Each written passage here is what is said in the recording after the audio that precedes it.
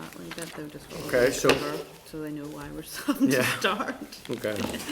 Right, beyond the usual committee business and matters arising in correspondence, the main agenda items of today's meeting are as follows. To take 3 oral briefings, one from DAERA regarding the Morrow remediation, one from CAFRE regarding the work at Hill Farm here, and one from the Irish Grouse Conservation Trust. There's a couple of items that we'll return to after we've taken the first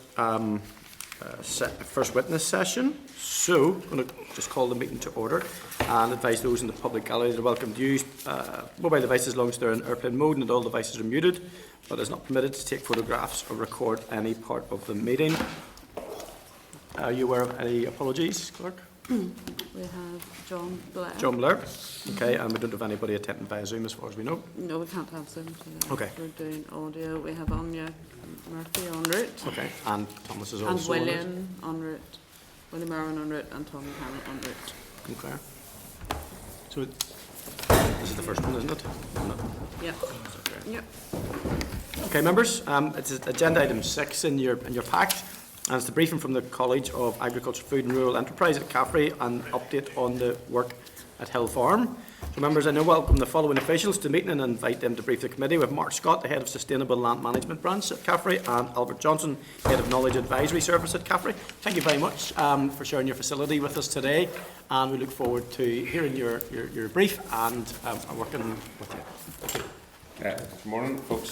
First of all, you're very welcome to the CAFRE Health Farm Centre. It's good to have you here. Especially for those of you that haven't been here before.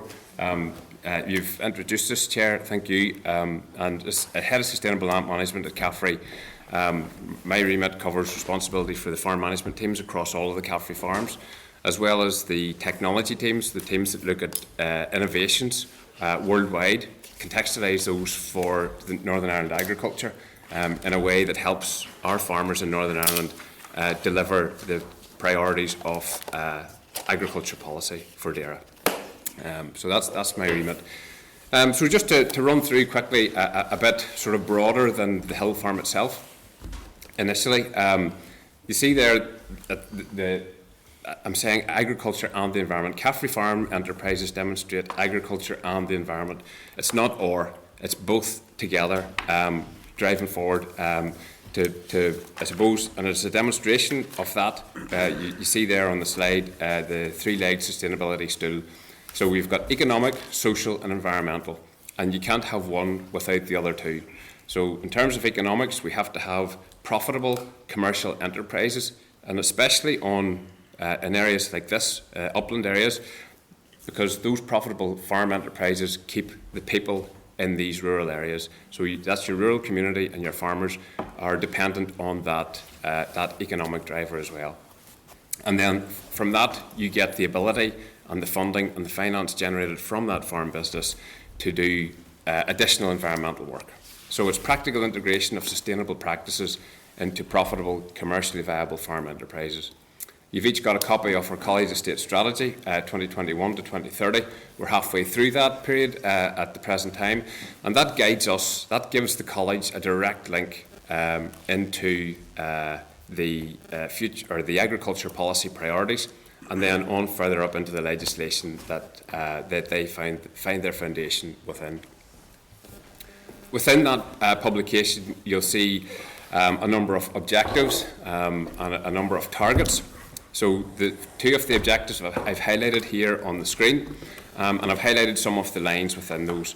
So we'll demonstrate highest quality environmental practices in all of our activities across the CAFRE estate. So you see there, that's looking at decarbonising, it's looking at improving air quality, water quality and the natural environment. But very importantly, the second objective there, we'll demonstrate best practice in resilient, productive, agricultural, horticultural and equine systems. So the bottom line is our enterprises will be in the top quartile of physical and financial benchmarking performance. And we are continually in that top quartile. So you can be profitable in these commercial enterprises and environmentally sustainable. And that's what we're always key to point that out to those that visit and those that we are training and developing at CAFRE. I'm not going to go through the higher level targets in any great amount of detail, just to point out that there's targets there on carbon, on eliminating peat in horticulture, on the improvement of our air quality to ensure that it has no negative impact on local habitats, to reduce antimicrobial use, to be of our water quality to be of good status by 2030, and we're already there and have been for some time. For our soil health to be in good status by 2030, eliminate landfill, and then for CAFRE habitats to be in favourable condition by 2030. And the habitats one is one that's particularly challenging, especially on the hill here at Glenhead, and we're working continuously towards that. So to do all of that, we need innovation, innovative techniques, innovative systems, and that's what I was explaining at the start. Our technologists, that's their job, to go searching worldwide for innovations that can be contextualised for Northern Ireland agriculture. So we want to identify and investigate innovations that improve the uptake of DAERA agricultural policy priorities, demonstrate these on the CAFRE farms, and transfer the knowledge around implementation through our knowledge transfer programmes, which is out to farmers working in the industry, but also, very importantly, to our education, through our education programmes. So the next generation of farmers, the next generation of agri-professionals are here, and they're embedded in the ethos of profitability, sustainability, hand in hand together, moving forward. And you see there around the edges of that slide those key pillars of agriculture policy in terms of resilience, supply chain, enhanced productivity and environmental sustainability. Very briefly, just to give you an idea of the platform that the farm management team are dealing with, our dairy centre down at the main Greenmount campus, including the arable, is around 200 hectares, so 35 hectares of that is arable. We've got the 180 cow dairy herd as well. Beef and Sheep Centre is just across the road from the main campus, 124 hectares with 100 suckler cows, lowland suckler cows and followers, and 200 ewes. At the hill farm here, we're going to hear and see more about this today, 1,000 hectares, 2,500 acres, a vast place, 1,000 ewes and 100 crossbred suckler cows. On the right hand side of the slide you can see the leaf mark logo. So this is just to point out that we're not being pushed down this road of sustainability. We have been leaf mark accredited on the college farm for the last 18 years. So this is our 18th year in the scheme. It's linking environment and farming. So we have I suppose, put ourselves into that scheme, and we're still remain the only college in the British Isles to hold that. Others are trying their best in the coming years to get up to the standard of that, but we have been there for 18 years, and that's a decent accolade for us to hold. And it's a credit to our farm team. In terms of headline achievements through innovation in the last 5 years, the gross carbon emissions from the CAFRE farms have reduced by 26.7% since 2019. So that's the baseline year that we're using for our college estate strategy. We have reduced antimicrobial use in the CAFRE Dairy Centre by 62%. And that has come about through a focus on dry cow therapy, selective dry cow therapy, but also, very importantly, standard operating procedures for our staff. What do you do if as a member of staff, you encounter this sickness in animals? So it's not just immediate intervention with an antimicrobial, there's a process that you follow. Our upland habitat condition, which you'll see today, has shown a 15% improvement. That's a slow and steady burn, because you don't just turn habitat around in a very short period of time. So we've been working on that for a long time, and we'll be working on it for a long time to come. And I suppose another thing to point out that'll come through in the presentation and also later on is that livestock are a key element of that habitat improvement. Ammonia emissions reductions at the CAFRE Dairy Centre, which obviously is the main focus for our ammonia emissions, they've reduced by over 25% since 2019, but we've been working on ammonia emissions for a much longer period of time than that. So if we consider the ammonia emissions in the CAFRE Dairy Centre presently, today, and you look at all the mitigations and all the reductions that we have in place, they're equivalent to a 50% reduction if we looked at it without all of those mitigations. So significant achievement on ammonia.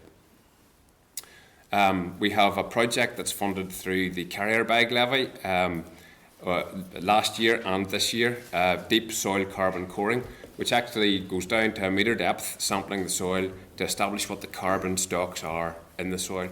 We plan then to look at our historic field records and establish which activities give you the best carbon stores in the soil.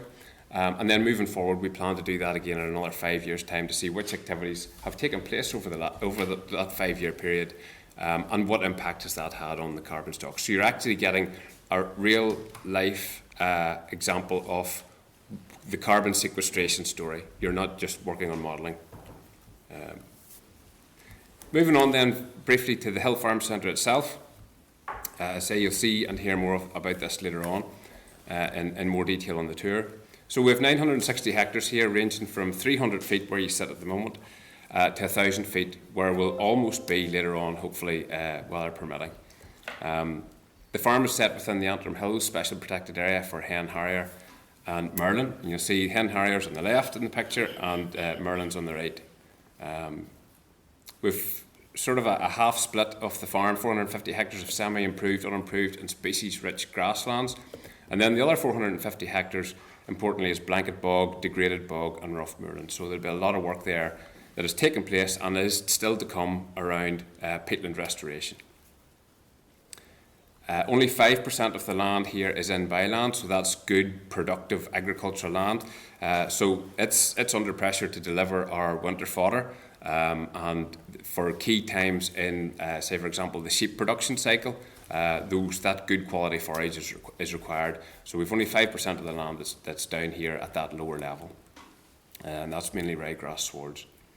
We have 100 suckler cows, and that's a 3-way cross with Limousin, Angus and Shorthorn.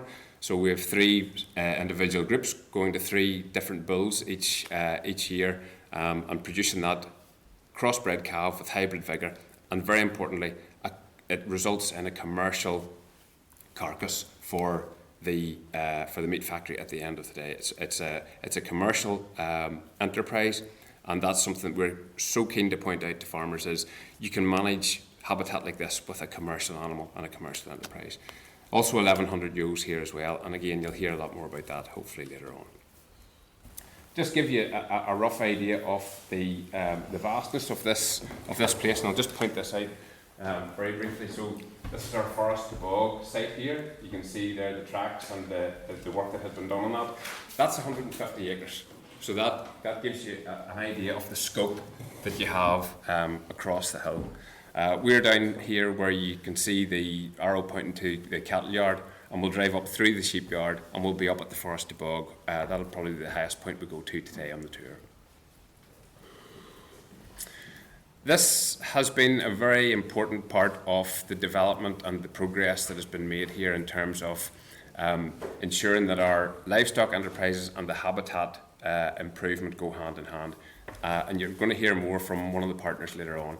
The Glenmurray Hill Regeneration Partnership. So the partners in that are ourselves, CAFRE, the Irish Grouse Conservation Trust and RSPB. Okay, and we have a board that's made up of additional members from NIEA, AFBI, Central Department and Queen's University.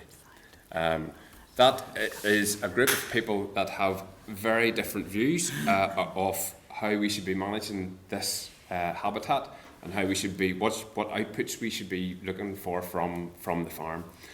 But it's a very important thing to have all those people in the room, and everybody, all of the partners and all of the board members understand that the way to move forward is for a little bit of compromise on everybody's part, and you start to move the thing forward. If we each sit in our polarised position, then you don't get that progress.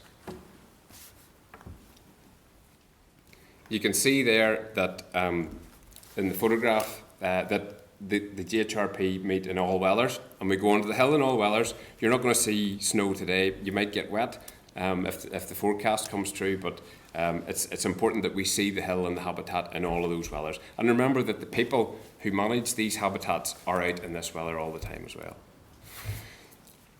I found this quote in a couple of scientific papers, and it just, my plain language summing it up is that nature loves a happy medium. So both agricultural intensification and extensification have been found to be primary causes of historically unprecedented loss in global biodiversity. So what's that telling us? That's really telling us that too many stock on a habitat is a bad thing, but also not enough stock and land abandonment and rewilding as such is not a good thing either. These habitats are here today in our generation because of previous generations of agricultural activity, and we need to remember that, and that's why we support so much bird life and small mammal life on this hill.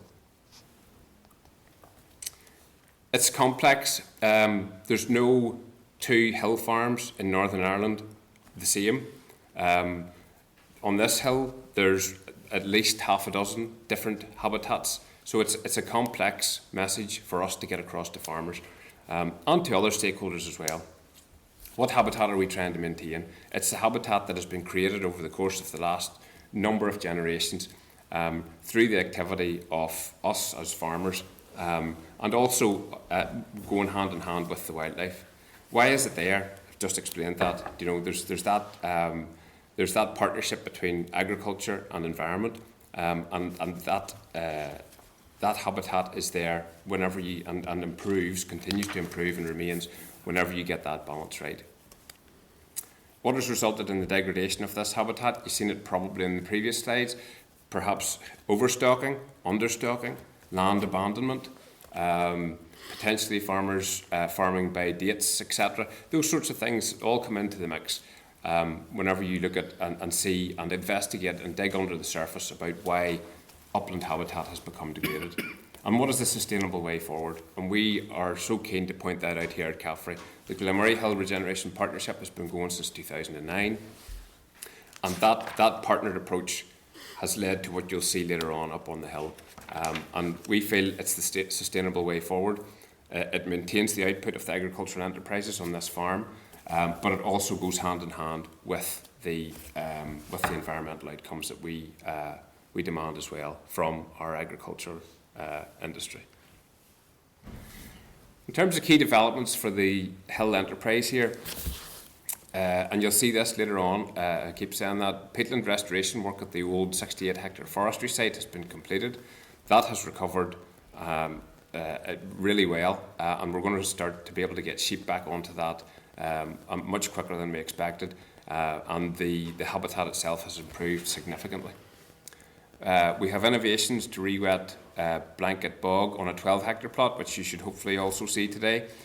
Those innovations don't have to be high cost. You're just trying to raise the water table slightly and maintain, most importantly, maintain the water table through dry periods. You're going to lose the most carbon and peat through the water leaving the hill at times whenever the peatland has dried out, and then you get a weather event that results in a lot of heavy rain.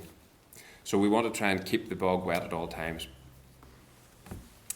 We have our carbon flux tower up there that's owned and financed by NIEA. So that's measuring your CO2 exchange, greenhouse gas exchange. And we have 5 flumes in operation. So the flumes are those pieces of apparatus that measure the dissolved organic carbon that's leaving the hill in the water. So we can measure, and our Ulster University colleagues that are carrying out research here can measure the complete carbon balance on this hill farm. We have 25 cows out wintered using what we call no-fence collars. And you'll hear a little bit more about that in a slide still to come. But those 25 cows are out wintered on a 70 hectare piece of land that's used for breeding waders. But you'll see some of the other outcomes from that. That's a project that started specifically with an environmental objective in mind, and there have been so many other synergies that have resulted from that in terms of the agricultural enterprise, the suckler cow enterprise. The sphagnum moss is returned in great abundance in those restored areas in response to the higher water tables and the maintained water table depth. And then I suppose the final point on that slide, to help us implement our college estate strategy on the hill farm, we have employed an industry advisory group, and that was established last year. So that gives us that continuous industry engagement and consultation. So in that group we have Ulster Farmers Union, National Sheep Association, LMC and Vet NI. So we're going really wide across agriculture and environment. There's a Northern Ireland Environment Link representative in that group as well. So they guide us in the implementation of our college estate strategy, and some of the changes that we might propose will all go through that group, and we'll consult them continuously. The Centre is going to talk a little bit more about the outwintering. So this is on a breeding wader site. So the initial objective here, which was put forward by RSPB in our group, was to improve the habitat for breeding waders on that site.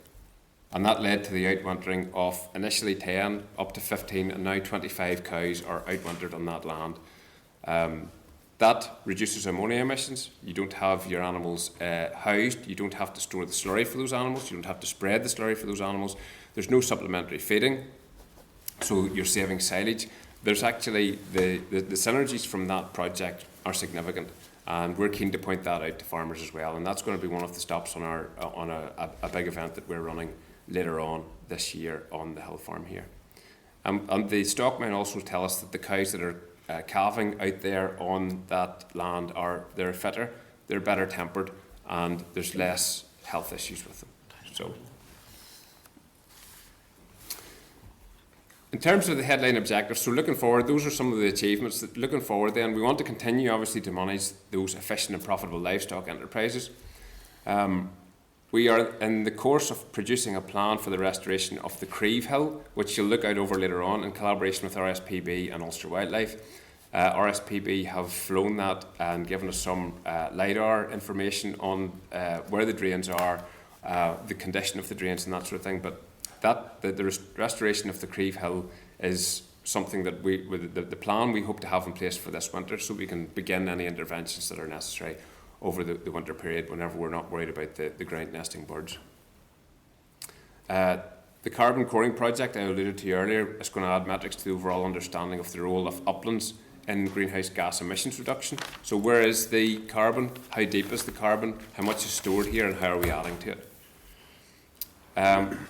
We want to map and produce a plan for habitat types across the hill. So really what we want to know is what habitats are there across this hill? Which habitats are in the worst condition, and therefore where are our efforts best focused initially to get that habitat improvement? And then we want to continue with the infrastructural investment for habitat and climate research. So we partner currently with Ulster University, with AFBI and with Queen's on research projects that happen here on the CAFRE Hill Farm, and we provide the capital investment to facilitate that. So we want to continue with that and continue to move that on, so that we provide answers that not only feed into the national inventory for carbon emissions, but also show farmers how they can take forward some of these interventions on their own farms. I talked about briefly about the event that we're planning to run. So on the 2nd and 3rd of September, we plan to start on this Tuesday the 2nd of September in the Ross Park Hotel to deliver a science symposium, a half-day science symposium. And then the following day, that's going to be mainly for, the 2nd of September is mainly for agri-professionals, researchers, advisors, farmers union, etc. And then the second day is going to be an open day here at the hill farm. So a bit of a logistical nightmare, trying to deal with hundreds of people here and taking them on tours of the hill. So we'll have 4 stops of the hill. We'll look at the sheep systems, their production, profitability, their integration into the habitat management. We'll look at the carbon emissions and some of the research happening there. We'll look at some of the restoration techniques and plans and implementation of those plans at the hill here as well, in conjunction with Ulster Wildlife. And then we'll look at the performance of the suckler cow system here and how it's integrated into habitat restoration. So that's a big event for us, early September, and we hope to get a good crowd there to see this place and see what we're doing and get that knowledge transferred out there into industry. I suppose to sum up, if you like, a demonstration of the hill farm outcomes, we're always focused on outcomes rather than the activity. So livestock productivity is a given.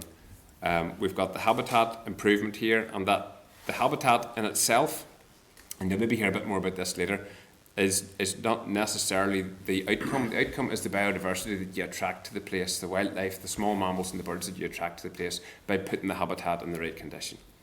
But that habitat being in the right condition also leads to improved carbon sequestration, flood alleviation. So the longer we can hold water on the hill here in the uplands, and the slower we can release it into the waterways, the greater benefit you're giving to those lowland communities and towns, that the water's not coming, and those wet weather events will hold and control the water on these uplands and release it more slowly so that you don't get flooding events further downstream.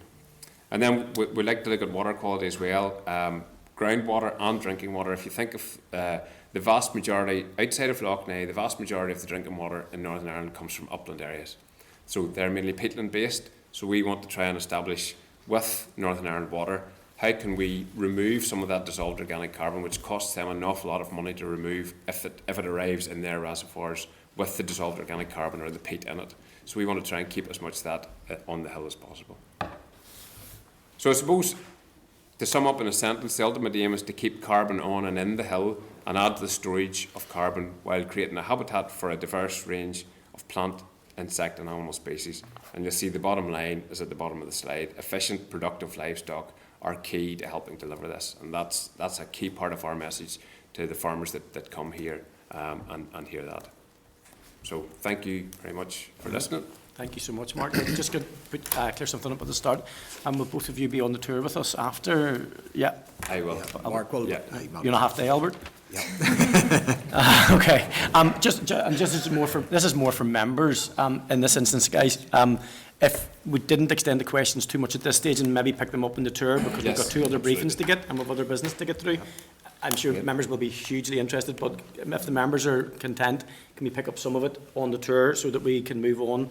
A couple of quick fire questions from me, and then I have a couple of more in-depth questions. First one is there any figures to outline to us what the average hill farm size is in Northern Ireland? You'd said that there's no two farms the same, but is there an average size of hill farm?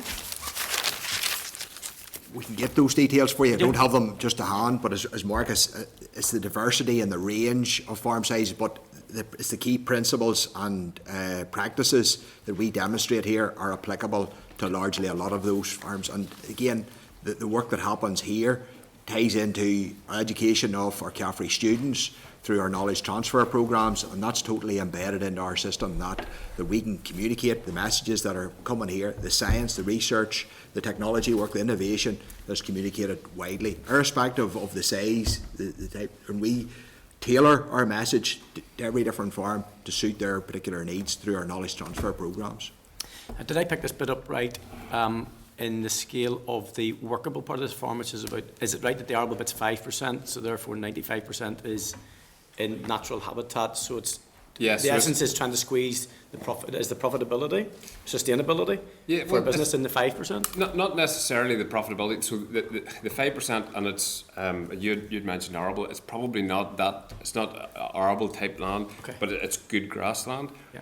As you move then sort of part way up the hill, we're into parklands, and those are sort of less productive, still more productive than the mountain land, and you move up again, there's less productivity again. However, the hill can offer some really good opportunities in terms of like the outwintering. So that'll not be on the in-by land, the high quality land. That'll be on the upland. And there's also other opportunities we have discussed with RSPB and Ulster Wildlife. They would love for us to get cattle onto areas that we haven't had cattle on before because of the non-selective grazing behaviour of those cattle. I suppose it's just different to the way sheep graze. They're very selective grazers. So there's going to be opportunities for us to move animals further up the hill, which eases the burden on the in-by land, and also, most importantly, on our housing at winter time. So you talked about the partnerships. In terms of AFBI leaned in quite heavily on the multi-sword options and the planting options and the diversity of what they're trying to encourage farmers to grow. Does that impact on hill farming in the same way, or less so because of the kind of natural habitat that you're trying to balance? So probably less so. A lot of the productive research is very applicable to the in-by land, that 5% that we have here. However, AFB's habitat researchers, one of those folks sits on the Glenmurray Hill Regeneration Partnership Board and is involved with habitat monitoring, which takes place here every 3 years, so that we can monitor how the habitat is progressing. And there's also potential plans for continued, and we hope that this will happen, that there's continued habitat research led by AFB through the Hill Farm Platform project. In particular, with regard to the multi-sward and that type of planting of grass, is that something that happens here or not?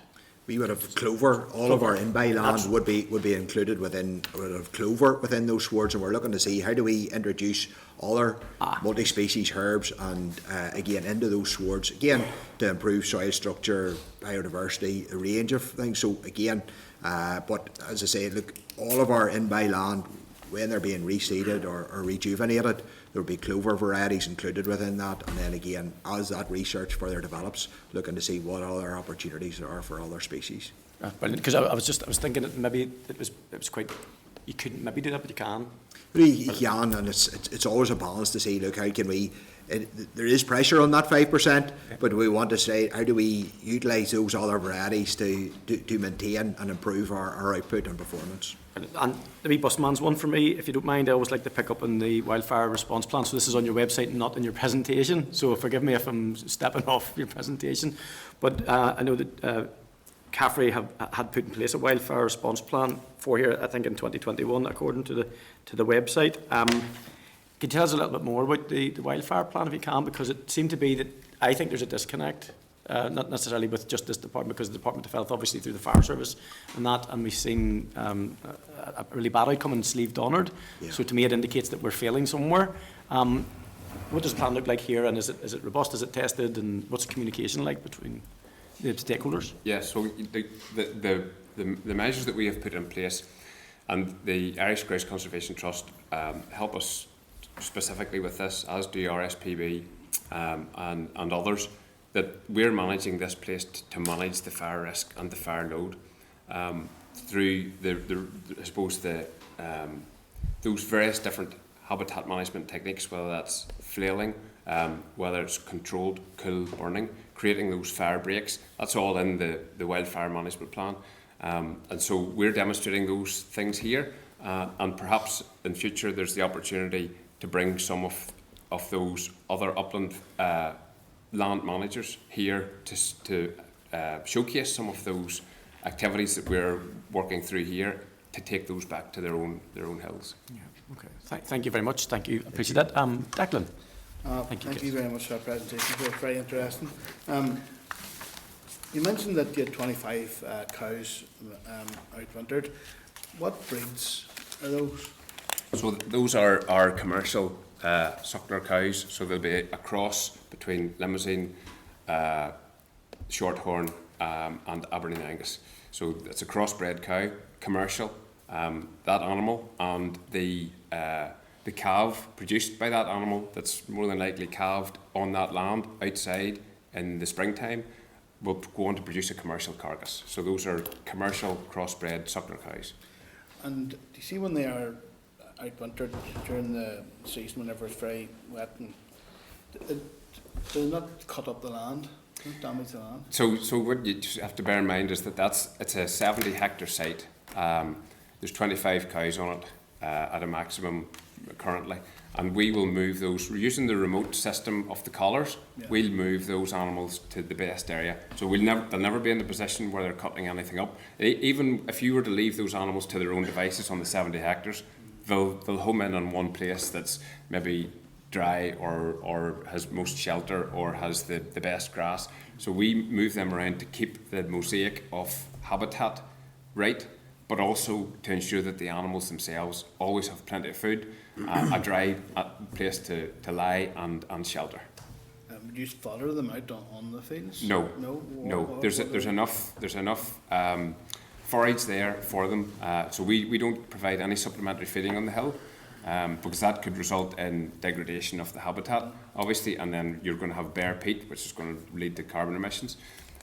So we don't. There's no supplementary feeding. There's plenty there for them, and we keep a really close eye on that. Those cows actually, they lose a slight bit of condition when they're out there, but it's not significant.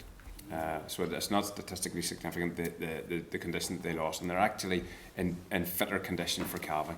They have fewer calving difficulties. Their fertility after calving is better. It's really is a good news story, that project.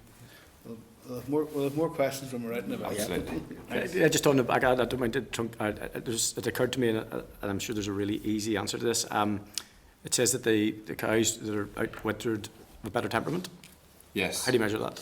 Because we got the sniff test when we found out that the department measures obnoxious smells through a sniff test. So, I mean, I'm sure the cows don't fill out a happy sheet. Like no, that's anecdotally with our stockmen. So we don't carry out any research here at CAFRE. Any research that we'll talk about up in the hill is carried out by Ulster University, AFB or Queen's.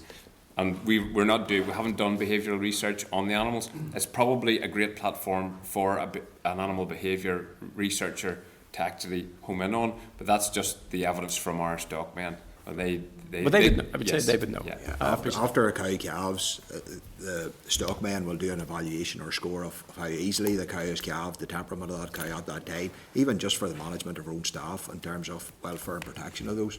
So it just gives us an indication of the temperament and again how the cows have performed. Just going to say, like productivity from a farmer's perspective, they're going to be interested in maybe yield of milk or whatever. Yeah. It's those key principles just of ease of calving and the temperament of the cow. Those are things that farmers notice and are keen to know whenever they're listening to the information that we provide here. No problem. Okay. Thank you very much. Patsy. Yes, thanks very much indeed, and thank you for your presentation.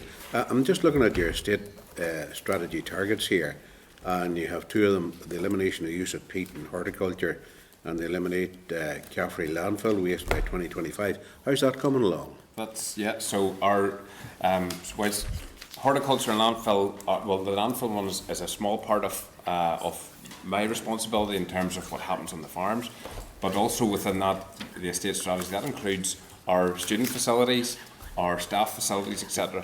So we are there with both of those. So through the innovative work that our horticulture technologists have carried out, they have been working probably for the last 10 years to look for peat-free alternatives.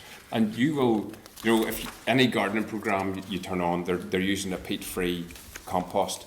That's fine for you in your garden. But this in commercial horticulture, it takes innovative solutions actually to establish what's going to work. How do we get the nutrients right? Peat has been the best product for those people for a long time.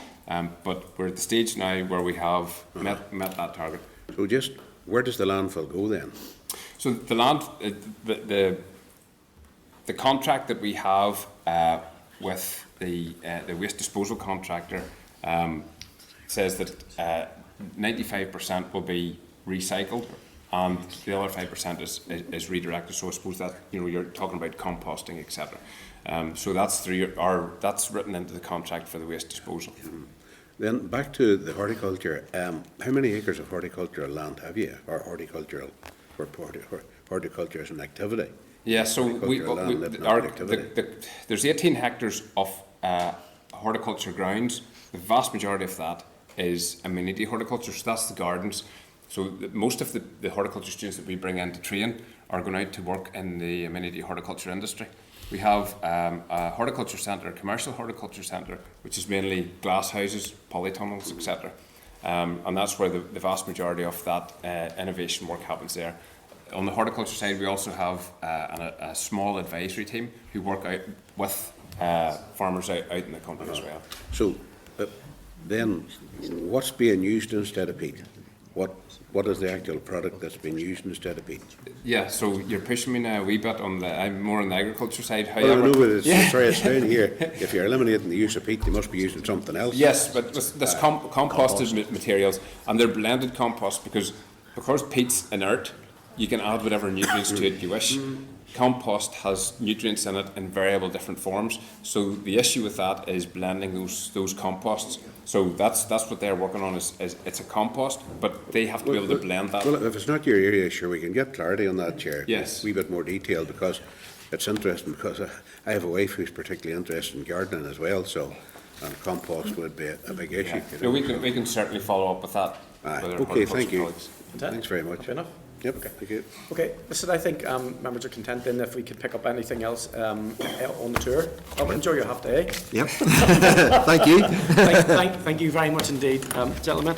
Okay, members, we're going to go back to the future, as Marty McFly would say, in the film.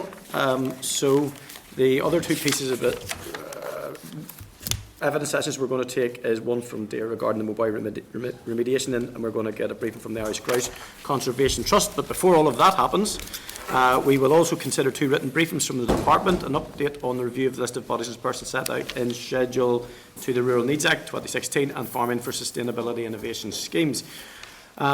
We were also to receive a written briefing on the update on the legislation to implement identification, registration and movement aspects of EU animal health law. However, that was pulled by Dare and will now come in September.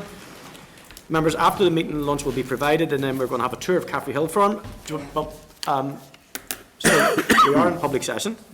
So just to update the committee, that on an informal meeting I attended with the clerk yesterday, with the Minister, Permanent Secretary and some other Dare officials, the clerk had been advised by the DALO that it was an informal meeting, a meet and greet lunch. However, it really was a wrap-up meeting with the Minister, summarising the progress in various policy areas, and then for me to highlight any areas or issues from the committee side of things. I spoke to Declan after the meeting, and the clerk will issue a short note of the meeting over recess if members are content with that. Okay, thank you very much. Okay, we now move to the agenda. Let me see. Item number 2, declarations of interest. We want to remind all members of the responsibility to declare interests in any items under discussion today. And have any members anything that they want to declare at this stage? I declare an interest in a partner in a farm business. Thanks, William. Okay.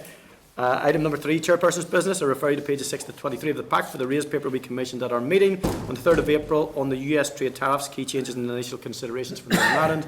We know this has been a rapidly changing position, so this briefing paper sets out a timeline of key changes actual and currently proposed to American trade tariff policy and highlights potential impacts arising from Northern Ireland.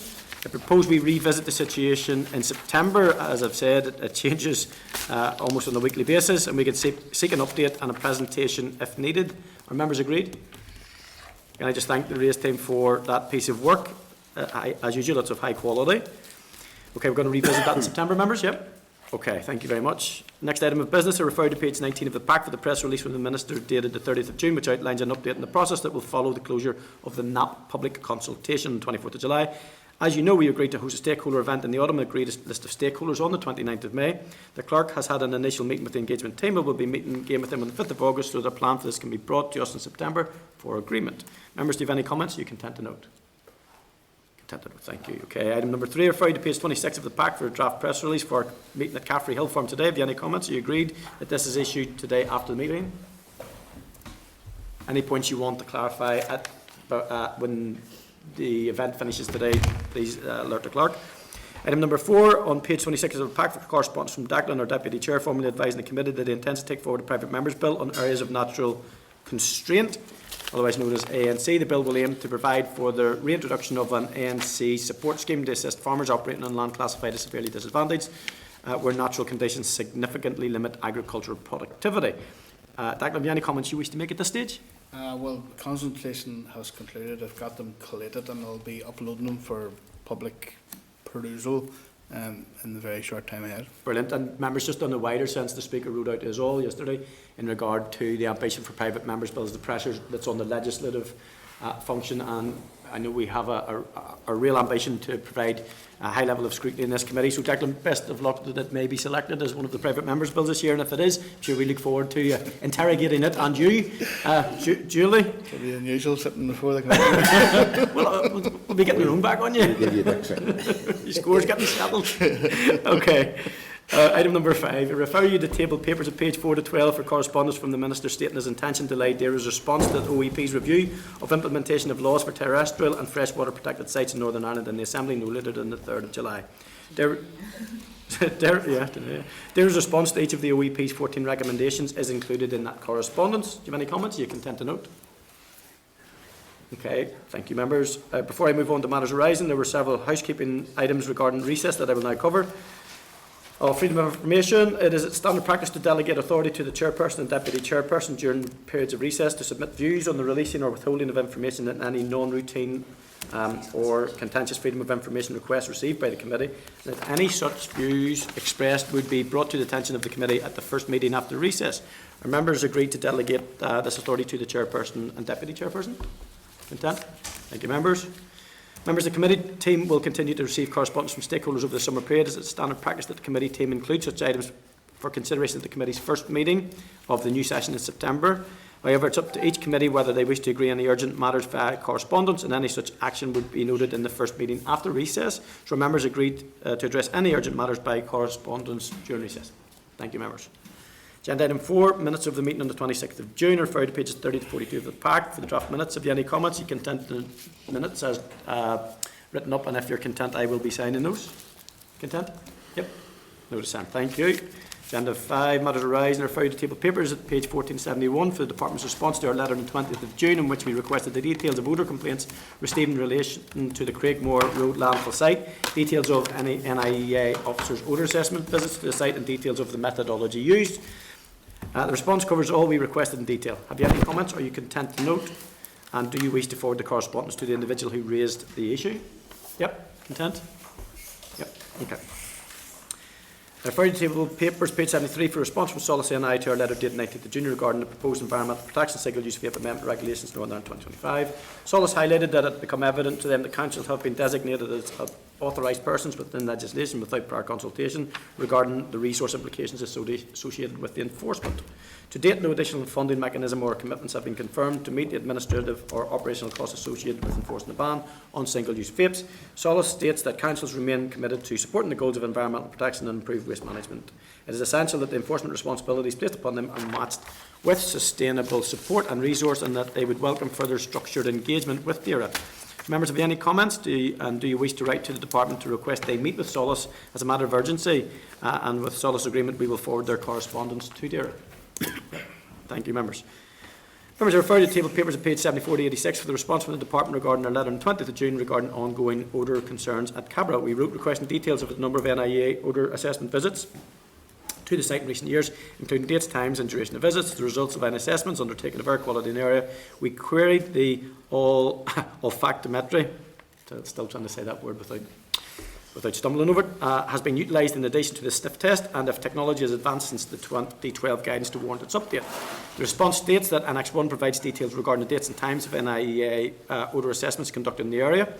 Overall, there have been 469 assessments completed over 68 days.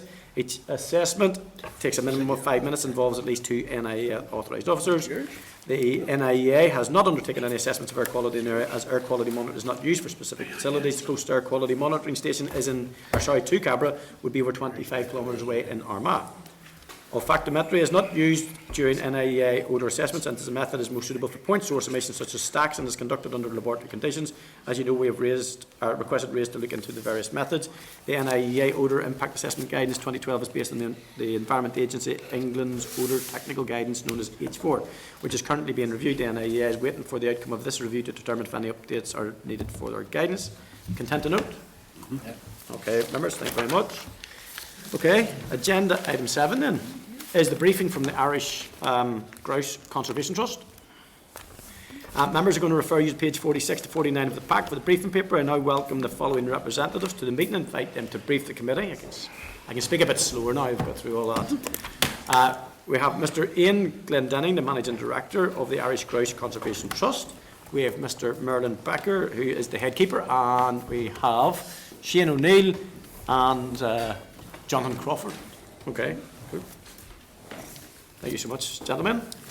Good to be here. And is this hooking up to the...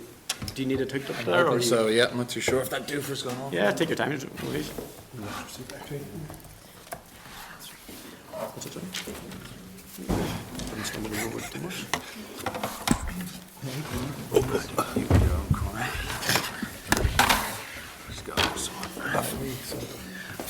Good morning, ladies and gentlemen.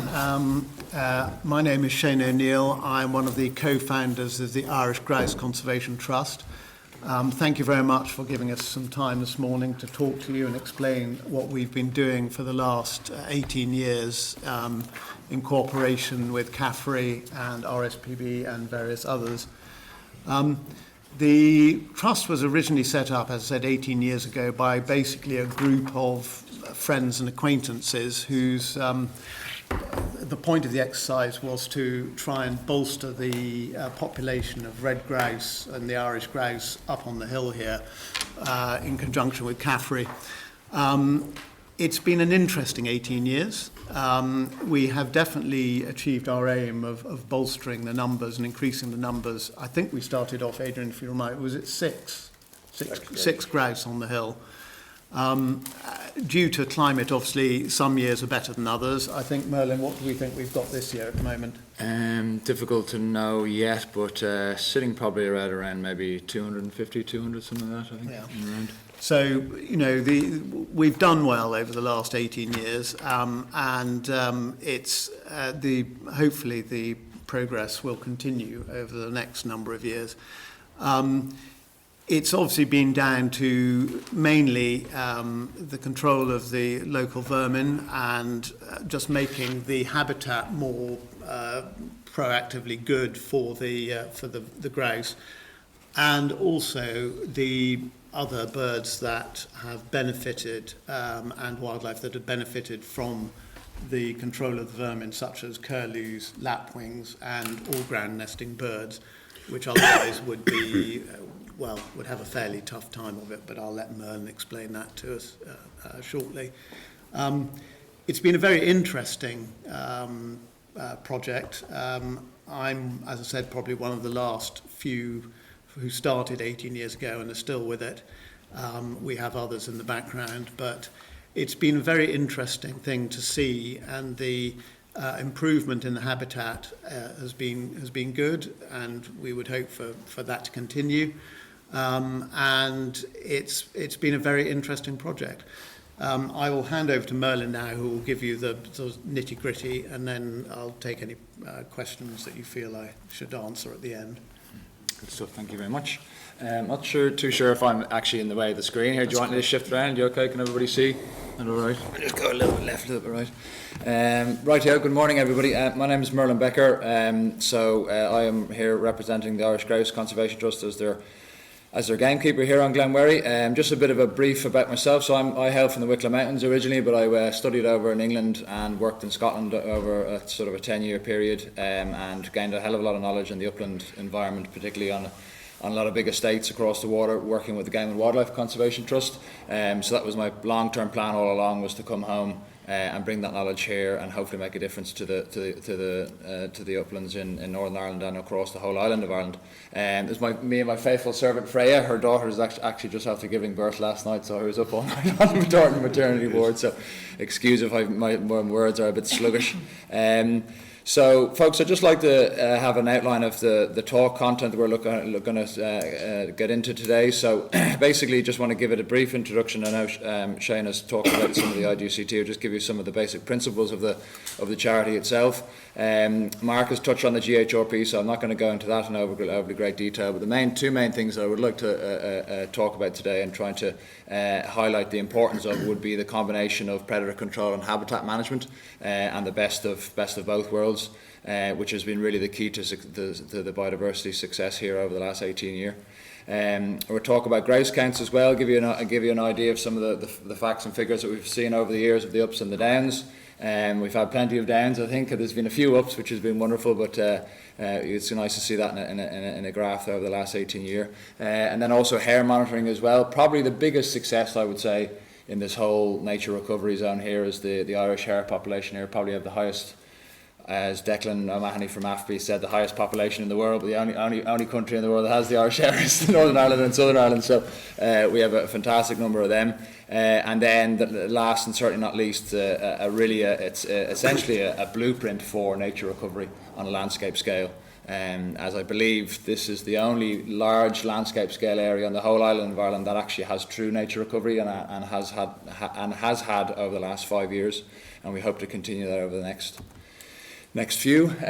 So basically, the Irish Grouse Conservation Trust, so we were initially set up in 2006. So I'm just going to get my timer on here so I can keep an eye on my my words. So initially set up in 2006, and it was really mainly set up to try and address the severely depleted grouse population in the whole of Northern Ireland, across the whole island really as well, and as well as the habitats. I think approximately from some of the latest figures from some of the bird counts from the BTO, there's only approximately 400 to 500 grouse. This is before breeding population in the whole of Northern Ireland, so they're really hanging on the last edge. But we've managed to buck that trend over here over the last 18 years. The Irish Grouse Conservation Trust is actually mainly funded through the assistance of its founding members. We have a number of subscribers and directors who have been very stalwart supporters of this. And we talked about earlier on with Albert and Mark, the resounding success of this project has been the longevity, and that's one of the big issues we had with our agri-environmental schemes. Probably why we're not seeing the bang for buck, if you like, is because it hasn't been over a longer period of time. Mother Nature in the natural world, 5 years is just a blink, and then funding dries out, and then it goes downhill again. So basically one of the main aims of the charity is to educate through a sustainable and results-based process that best practice moorland management can deliver a whole suite of benefits to be a key driving force in true nature recovery. And that's a lovely picture of a nice covey of grouse just flying on the front point from 2023 when we had a fantastic breeding year. The GHRP folks, I think Marcus covered all that, so I'm not going to really go into huge detail, and that's really the underpinning of that as well as it goes back to the whole idea of this landscape scale. So we have a total of 18 farmers in that area, which is fantastic. It roughly covers around 5,000 acres, which is just the size of my beat. So it's a wonderful partnership working. Not easy at times, but it really is the key to a lot of the successes over here over the years, because without working together, the challenges are just too great. We're not able to overcome them. So here's just a nice picture of some of the species. All these photographs are actually taken at Glenwherry here. So a beautiful array of all the wonderful species that the open moorland supports. And really the main two driving factors behind the biodiversity success would be notably best practice predator control and then practical habitat management. And I always like to describe them as one can't survive without the other. And there's been lots and lots of science to suggest, with habitat management, you're not able to get that species increase as we've seen here. But then also with just singularly predator control, you're not going to be able to get that, because again, hand in hand, it comes with both territories. So just to give a bit of background of the necessity of why we're actually controlling these predators, because we do get a lot of, from the vast majority of the public opinion, they're trying to educate them and get their head around of why do you have to control one animal to save another.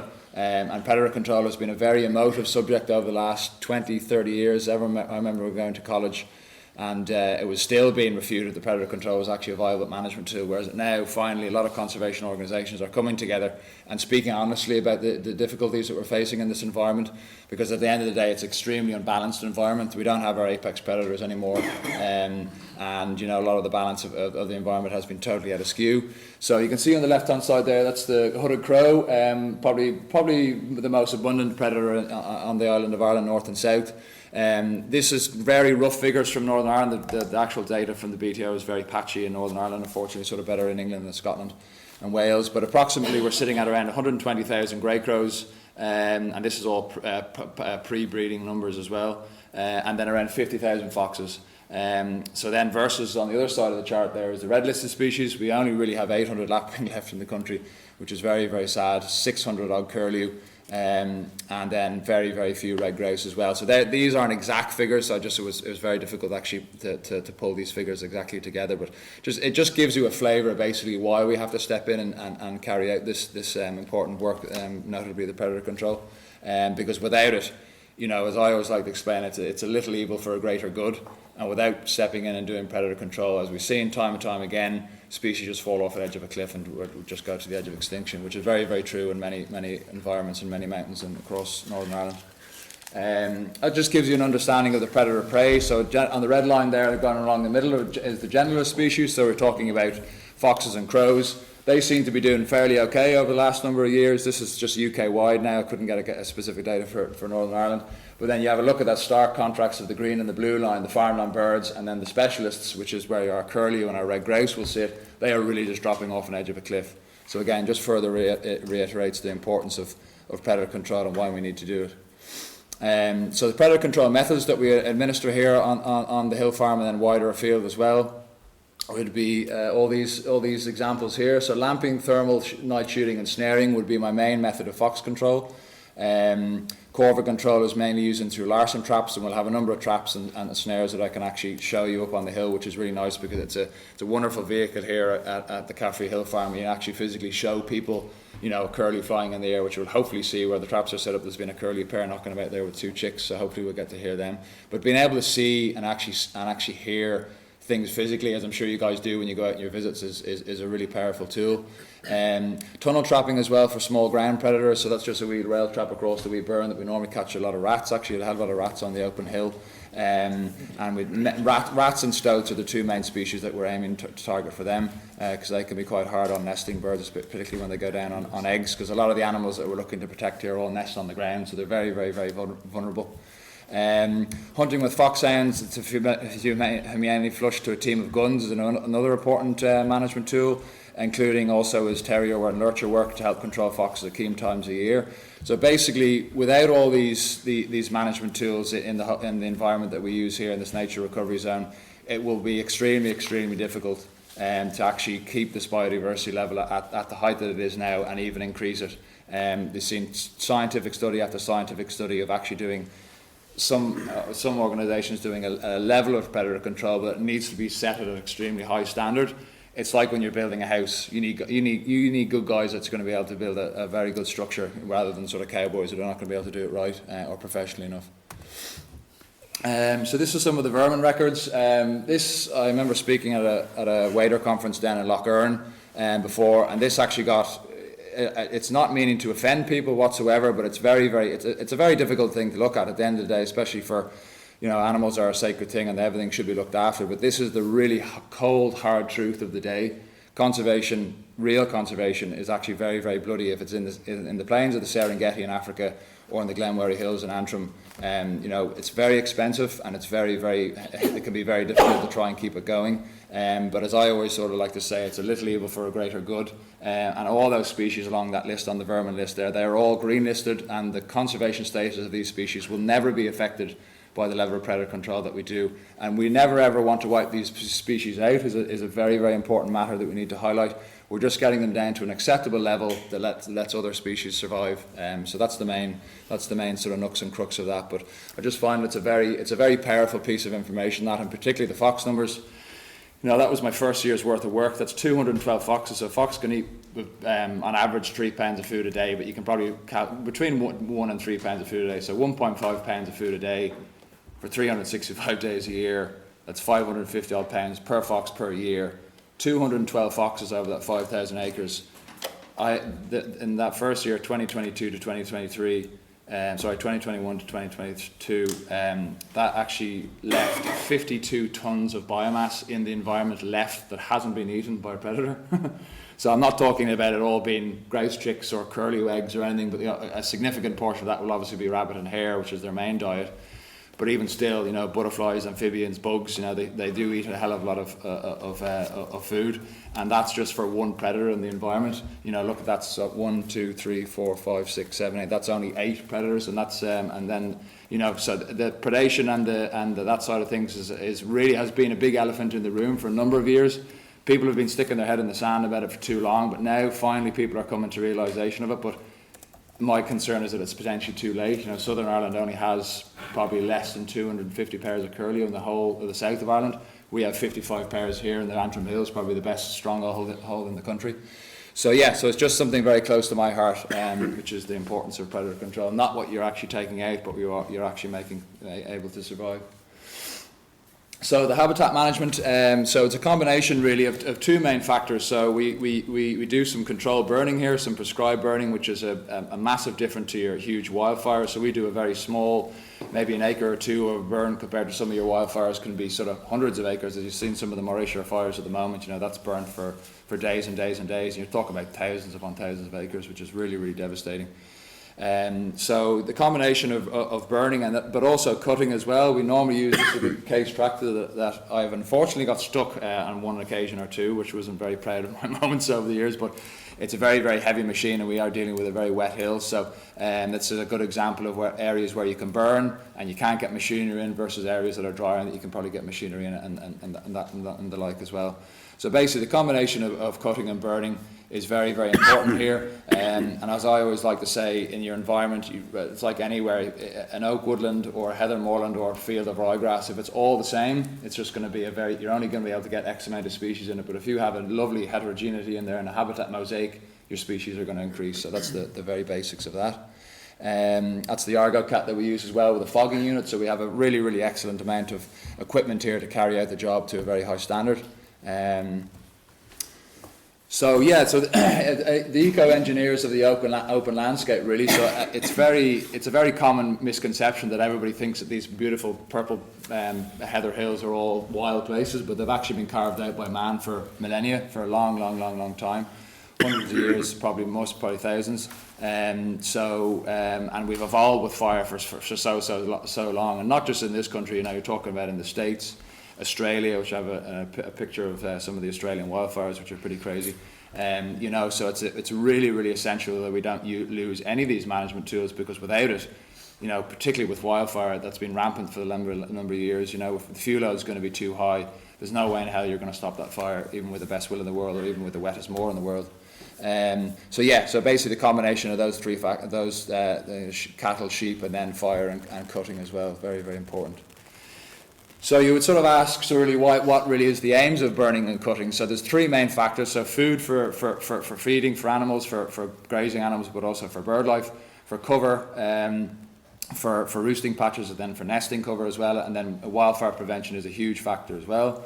So ideally what we were looking to see is what we're looking to see, and then when I'm measuring that with my Leatherman. So that's around 5 to 6 inches, and that's actually only been 5 or 6 months worth of a burn. So the regeneration of it is actually very, very rapid, which is really nice to see, because we're actually doing a very small scale, very cool, we call them cool fires. So really beneficial to sheep and other grazing animals as well. It's probably one of the main reasons why our hare numbers have gone through the roof as well, because we also have a couple with predator control, but then the nutrition is really, really high as well. And it also supports more pollinators and other insects. So basically the idea behind it is that with the wildfire situation we've had the last number of years, Glenwherry at its current state, with all the broken up habitat mosaic, there's a very, very low risk of a wildfire running through that mountain and taking the whole hill. We have actually some neighbouring ground, which is actually 1,000 acres of unbroken heather that hasn't been grazed, hasn't really been touched in the last probably 50 odd year, and that is a very, very, very high risk fire, which releases a massive amount of carbon in one go. This is just a wee sort of video clip that I just took from a burn back 2 years ago. Hopefully it works. Yeah, it does. So that's obviously can't burn in this time of year. This is the given seasons for the burning rotations. But this is just burning on the back point back in, I think it was early March 2023.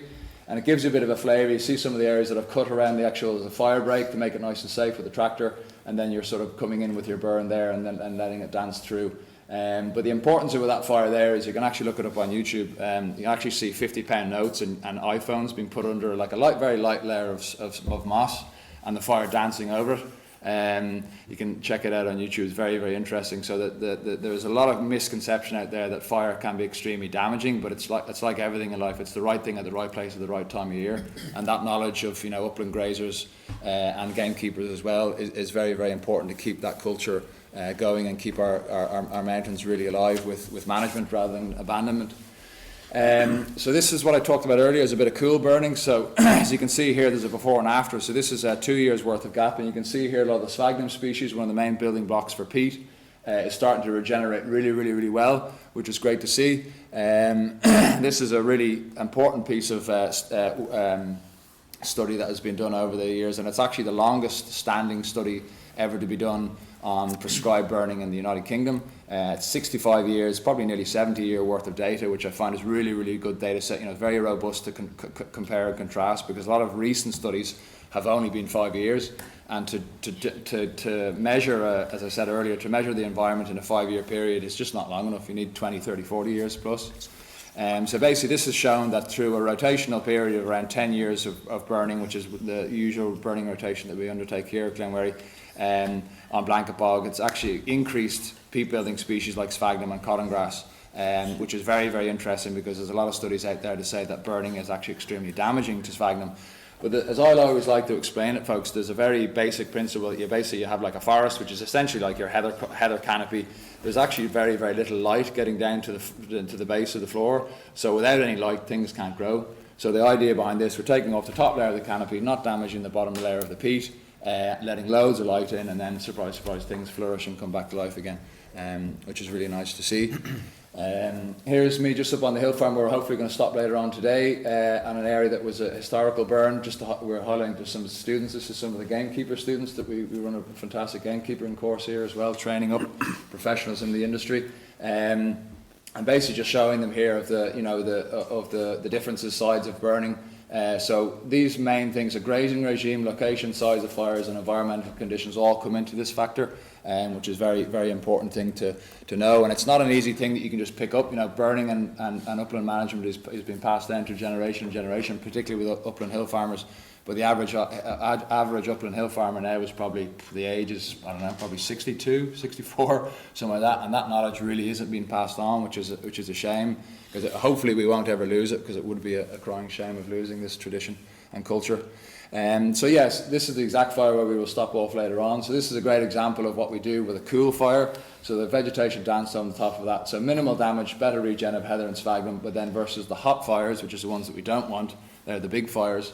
They really do a lot of damaging and burn into the peat layer. And then also they actually encourage a lot more grass and sedges to come back, which can outcompete areas, particularly in a graminoid-based sort of a habitat. So this is some of the wildfire stuff. This is a talk that I gave a few years ago at a wildfire conference.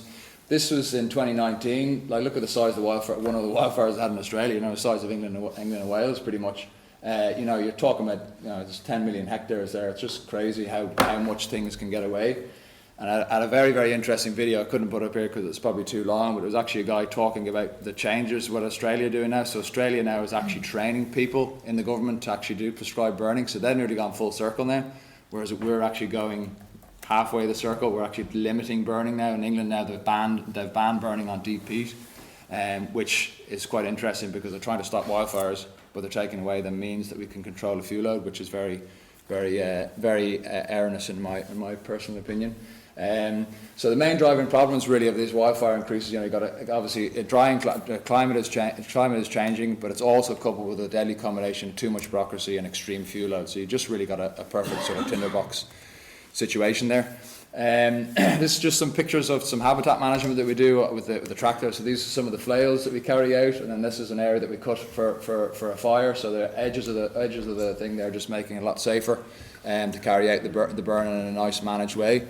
Other habitat management includes tree removal as well. Brian Irvine, which had been the biodiversity technician here a few years ago, he asked me, do you want to keep those trees? And I said, please, Brian, get rid of them. Any opportunity to get rid of trees on deep peat is a real saviour for me, particularly for ground nesting birds, because this little small wood on CAFRE's 2,500 acres was the foxiest wood on the whole hill.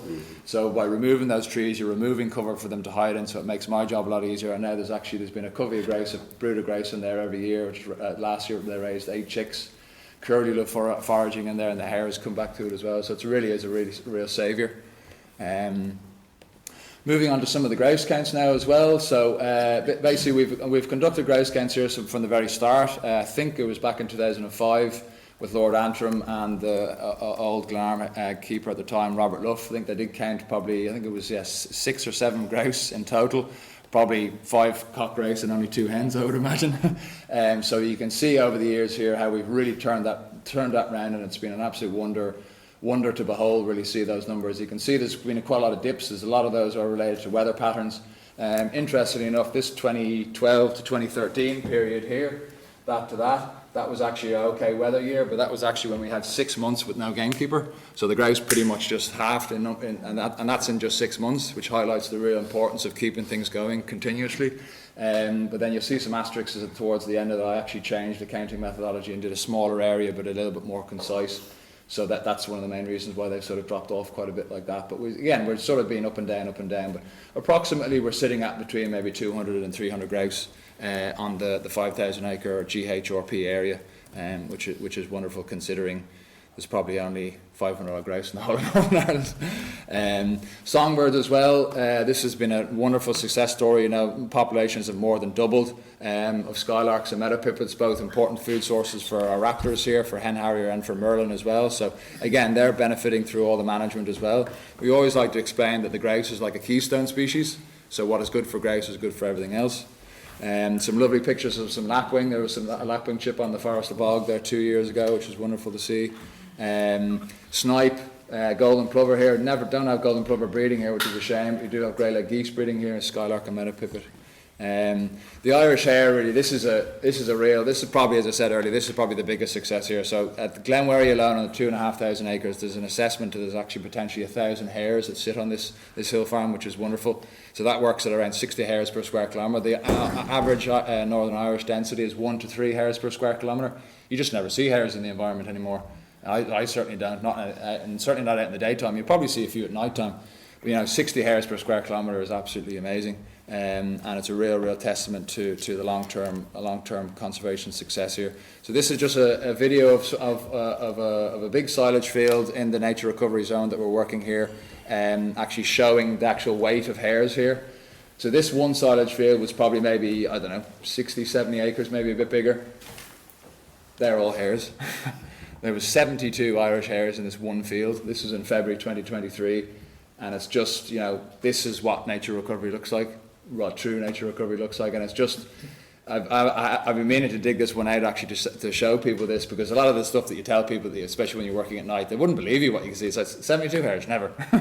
So it's a really wonderful thing to see. I haven't told the farmer yet they've been eating all the silage grass, but we can forgive them for that. And last and certainly not least, folks, is the nature recovery blueprint. We've had a lot of science over the years. We've had a lot of talking. My personal opinion, you know, now is a time for action. And the Glenwary regeneration, the Glenwary Hills Nature Recovery Zone is the fantastic blueprint. But it'd be wonderful if we could roll it out to the rest of the country. So you're talking about landscape scale. We were managing over the last 4 years. We were managing 20,000 acres. Northern Ireland is 3.5 million acres. So you look at that. That's actually less than 1% of the landscape, and we're producing 60% of Northern Ireland's grouse, 23% of Northern Ireland's curlew, 15% of Northern Ireland's Irish hare population, and 7% of Northern Ireland's lapwing population, off less than 1% of the land. So that, I'll just leave that lovely bit of a soundbite with you in your own heads to sort of think, it's like, wow, it's amazing what you can achieve when partnerships come together and all the best practice management tools are administered on a large scale. And yes, so thank you all for listening, and a huge thank you to all the GHRP partners and farmers for achieving all this wonderful success over the last 18 years. So thank you. Thank you, Merlin. Thank you, Shane. Thank you, guys. Tell you what, those people from the Wicklow Mountains are great speakers and good presenters, so well done. Who's going out on the tour with us after? Myself, anyway, I'm not too sure. Some of the other guys as well. So just going to ask members again if we can keep questions brief at this point, and then maybe fish it out a wee bit later, but there will be interest in this, I'm absolutely sure. There was one bit there, and it's not to kick you back on the wildfire, but that's what I used to do. So I'm really interested in how we stop them, prevent them, manage them, and I'm in the same space as you, in the controlled burn, except I have been at fires where it's been burning a foot down in peat. And that is, so I know you're saying that there's videos. Yeah, very dangerous. But we can't put those out unless you get a digger in. It's scary. So it's just a point rather than anything. And I'm really keen to get involved across executive way of how we protect the moorings better, and then use areas like this as test beds. So thank you for your work in that space. There was a bit in there, if you don't mind. John Blair's not here today, so John Blair, obviously. He was the main man that I was hoping there was to be here today. I wasn't picking anybody out, but to be fair, it would have been great to actually show him a lot of the examples we had there. I think that's absolutely fair, but the reason I'm popping it up and popping John up is that In terms of vermin control, it's going to be a topic for the Assembly, I imagine, if John brings forward his private members bill. Yeah. And you obviously would be a champion. I'm just giving you the opportunity, I suppose, maybe to put something on the record. Yeah, to be is fair. there any way I'm, back- I'm on a certain space with it in regard to my own personal, Yeah. about using dogs and stuff. So Yeah, and is there any way where the IGCT can give some evidence towards the sort of proceeding of the bill, or how would that work? Or? well, well, it'll be John. John will be taking that as a private member, obviously. So we'll be Okay. looking. It's probably just an awareness in that space too. But Yeah. the interesting at the bottom line, it said without all of these. Are you sure that it's without all of these that it couldn't be managed? Because Yeah, it's very much so, because it's like everything in the environment. Like, you can't just have sheep in one area and not have cows, not have birding, not have fire. You know, it's like everything in the environment. You have to have everything together as a holistic approach, and that's one thing I find that we're actually missing in modern day life. Really, is looking things as an entirety. Rather, we're looking at things individually and saying, "It's okay, that'll do, okay," but it actually won't. It'll probably be half all right, but it won't. It's not sustainable, and sustainable is about the whole system. okay, can I ask your experience in this? Because I absolutely love hares and I love birds, really Yeah. do. Okay, so two things: do you do a flush before you do a burn, or do you let so if you're going to do some controlled burning, do you do a flush to try and move Any wildlife that's any there. wildlife in there? And then Yeah. and then secondly, just and I'm going to stop asking questions of this. Really interested in that the hare, the picture, that video of the hare. But what occurred to me was lamping, and do you have to secure, or do your partners secure?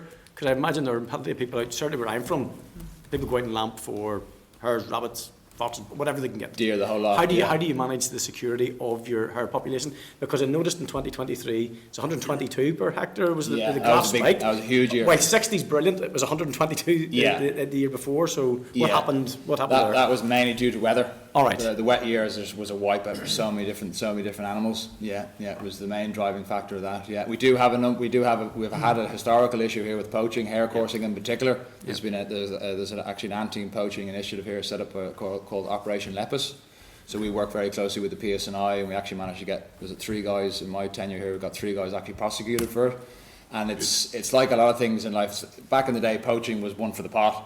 Whereas these guys were coming up and hunting hares in March, and I went up to them and confronted them. I was very nice about it and everything. I just, lads, what are you doing here? You're hunting hares that aren't fully pregnant. Yeah. You call yourself sportsmen and think you're doing yourself a complete disfavour, and you're just shooting yourselves in the foot. And then they didn't come back for a thing, but then September came around and they're back. But I just find with anti-poaching, it's just having a presence at all time. Yeah. And we're quite lucky here with the intensive level of predator control here that we do. We're out pretty much every night of the week from March to July. And my predecessor Alex, there was a 2-week period he didn't go out lamping in July, and that's when Pamela McBurney and Norman McBurney's farm was actually broken into. So it's quite an interesting dynamic of actually the social fabric of a community as well being there. It's not just obviously the species that benefits, like a whole community area. It doesn't mean to say corner. At the 18 partner farms and stuff, isn't that right? Yeah, exactly. So there's a 2,500 acres of CAFRE's ground here, but then there's a surrounding 2.5 other ground that we sort of would be the surrounding buffer zone. So the intention is to control predators in that area to stop them getting into the core ground. If that makes sense. Okay, thank you very much, Declan. Thank you, Chair, and thanks very much for the presentation. You're aware that the Minister is rolling out the new Sustainable Agricultural Programme. How do you feel that fits with the aims and objectives of your organisation? Yeah, I think it fits in. Well, Ian, do you want to maybe talk about that? I think it fits in fantastically well. Yeah, I think the thing we'd like the committee to understand here is the uniqueness of what's taking place here at Glenhead. Adrian Morrow was managing the trust before I came along, but my first awareness was the amount of birds of prey in balance with everything else. And it's because the level has been raised in the biodiversity that there's sustenance there for all things to exist. And what's the balance of the control and the management here?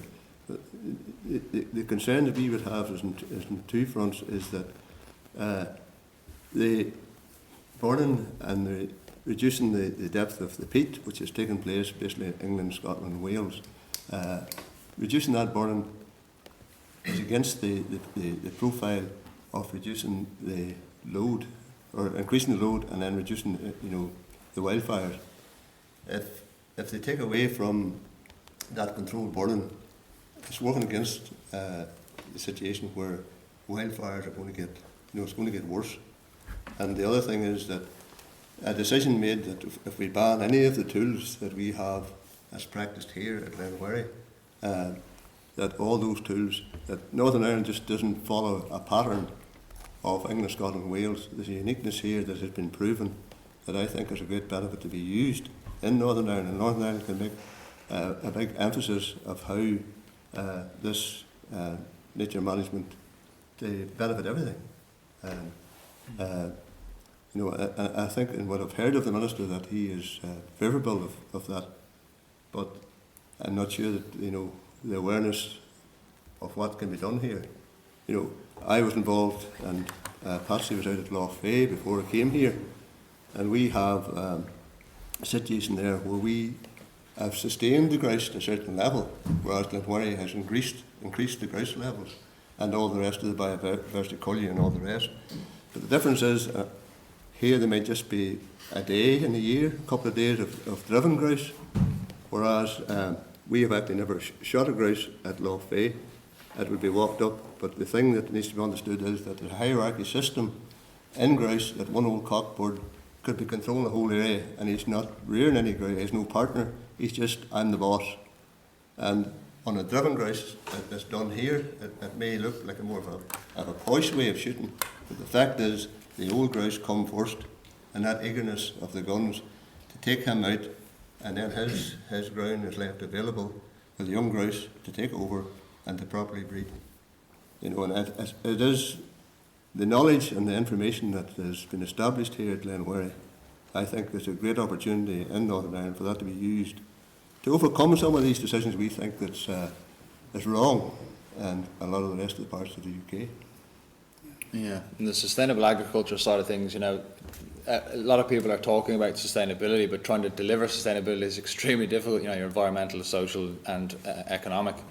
The model that we have here, has been striving for biodiversity and that holistic approach to sustainable agriculture for 18 plus years, as Mark Scott earlier talked about. So we would definitely support that vision for the sustainable agricultural side of things. How to deliver that on the ground is a different kettle of fish because it's so varied and so different. I would personally love to see some form of predator control linked into that, because farmers have been doing so much over the years, but they've just been hitting the glass roof, not being able to get past that element, particularly for species. Water and everything is getting better, I think, slowly, but level of species management has been a very difficult one. But the model here that we are running at the moment would be quite an important thing to feed into future policy. Yeah, thank you. Certainly it's been an education, and there'll be more questions, no doubt, from writing about. Thank you very much for that. Thank you. Thanks, Declan. Patsy? Yep. And thanks very much. Thanks very much indeed for the presentation. It's been very informative, and I just wish more people could get to hear the incredible work that's done by sporting organisations, shooting sporting organisations for on-the-ground conservation. It's critically important that people hear that and hear it more frequently, because there's an anti-voice out there which is anti-shooting now. But for the activities of many of the shooting sports organisations, all this conservation work would be completely lost, and it wouldn't be being done. So, full marks to yourselves, and thank you for the presentation. Just one or two wee things, and I heard about the predators and all that. We all know about the activities of fox and that. How do you get the balance right between the raptors and the red grouse? Because I've seen them myself around where I live. Ian knows where I live very well. The buzzards, and how buzzards often just zoom in on rabbits and the likes of hares and that. That's the first question. And the second question is, whenever you were talking there, Merlin, about the silage field and the number of hares that are in it, how do you protect the leverets and that from some of the more rapacious big silage machines that you get on the land? Yeah, some good questions there. So basically, I'll just answer the second one. A lot of the farmers that we're working in with this area are normally in high level schemes, so EFS schemes. So mowing is delayed. All right, around okay. here, not only mowing into really July. So they just cut the grass there yesterday, I think. So that just gives things a little bit of a chance. Okay. So small little things can that make a big difference. and something that's actually replicable through farmers rather than trying to get farmers to do so much. You know, that's one of the big complaints that I hear about acres down south. The farmers are expected to do so much and no payments for it. So, like, straight away, it's not going to work. It's like a business. Like, if I'm not going to pay for someone to do it, how are they going to do it off their own bat? So a very sensitive farming practices, which is the main one, and that's back to the same point of habitat management and predator control. Yes. You know, just delaying your mowing, which a lot of farmers do across Northern Ireland, gives you a little bit of a boost. Yes. But particularly the fox predation on hares is the biggest probably form of predation. To talk about your raptor debate, so funny enough, I was named after the Merlin bird of prey, not the Merlin the magician. All right, Yeah, so birds of prey are very close to my heart, but it's about trying to strike a balance. And we're extremely lucky here at Glenmary that we actually have a huge amount of diversionary feeding. All right, So our okay. rabbit and our hare population, which would probably be the highest of any wildlife that's here, you know, a mammal or bird, they actually act as a bit of a McDonald's, if you will.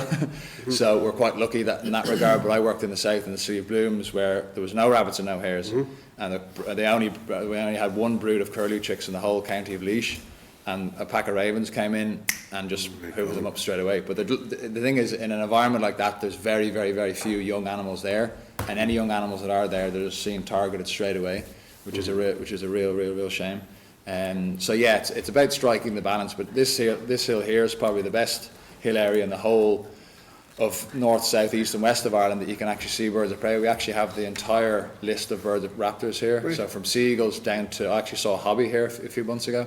So obviously hobby aren't native, but you know, our main 6 birds of prey, you know, peregrine, hen harrier, merlin, golden eagle, sea eagle, and sparrowhawk, kestrel. You know, there's wonderful here, but I always like to explain, there's actually food here for them to eat.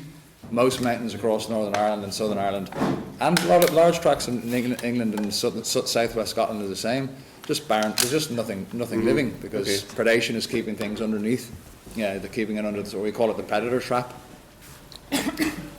So I Sorry hope about that's that. answered some of your questions. My phone went off in the middle of it all.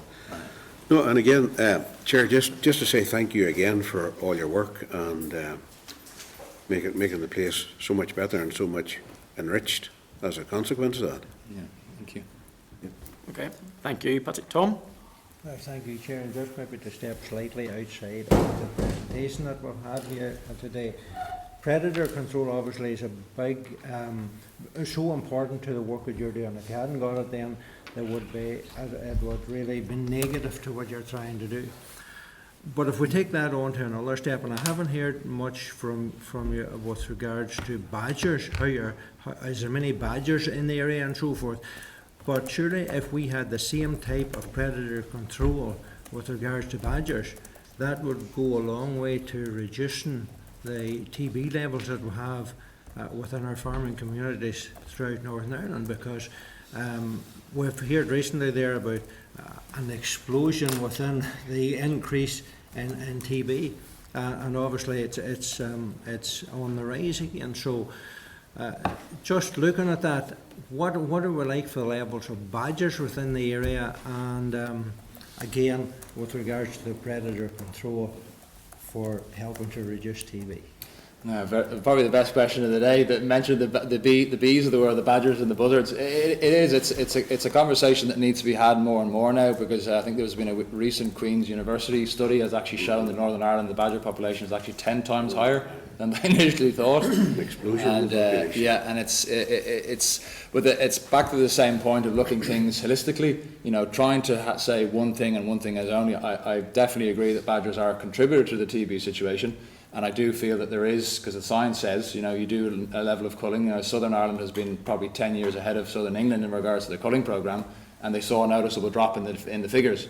But then when you get emotion that comes into the whole situation, science that's potentially skewed, depends on who's funding the science sometimes. I'm a bit of a skeptic like that because I've seen it firsthand. But to really get down to your question, if an animal has such a high population, like with the foxes, if there's 50,000 foxes in Northern Ireland and there's only 400 grouse, common sense would say to you, okay, we're going to have to control the fox. But unfortunately, obviously, there's been some levels of legislation that obviously put in place at a time to protect badgers, which were probably the low population, whereas now they're increased massively, and trying to change primary legislation, as you know too well, is extremely difficult, if not impossible. So, from a personal point of view, I've seen the first-hand damage that badgers can do to nests. To give you a really good example, in the Scottish, as the Game and Wildlife Conservation Trust demonstration farm in Aberdeenshire, very similar to this farm here, demonstrating to farmers best practice and sustainability and predator control, etc., etc. And on a really, really dry year, we lost 25 nests of lapwing out of 70 nests. We're very lucky there was 70 nests on the 1,000 acre farm, but we lost 25 of those nests to one family group of badgers. But that was an extremely dry year, and we normally see with dryness, the earthworms bury deeper into the soil, and then badgers have to switch their prey to an alternative. So no more earthworms for the protein, and then they'll switch on to eggs at that time of year. Normally we get that dry spell in sort of that late springtime.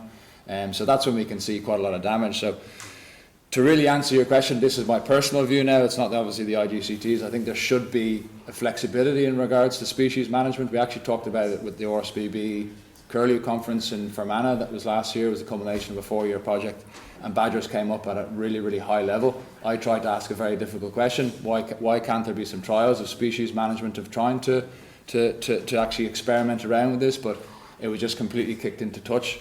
And I would find it's like predator control was 20 years ago, people burying their head in the sand. People are burying their head in the sand about protected species now as well. Badgers, buzzards, and a lot of other numbers that have skyrocketed in the last 50 years. And things aren't actually really, it's difficult. It's flexibility, like in an agri-environmental scheme, is key, but it's very difficult to get that flexibility because who's right and who's wrong? You get so many people saying that vaccination is the way forward, but other people will say that culling is a viable too, and I think they should all be used. But I'd say, bang for buck, it's probably culling badgers is extremely a lot cheaper than vaccination. So I wouldn't be a TB specialist now or anything like that, but I'm just speaking from a personal point of view. But yeah, difficult question, and I hope I haven't gone too far or gone too less. But it's an honest. I'd like to try and be honest about things, because it was actually 2 people from the RSPB. Both came up to me after I asked my difficult question and says, "Thanks very much for raising that question.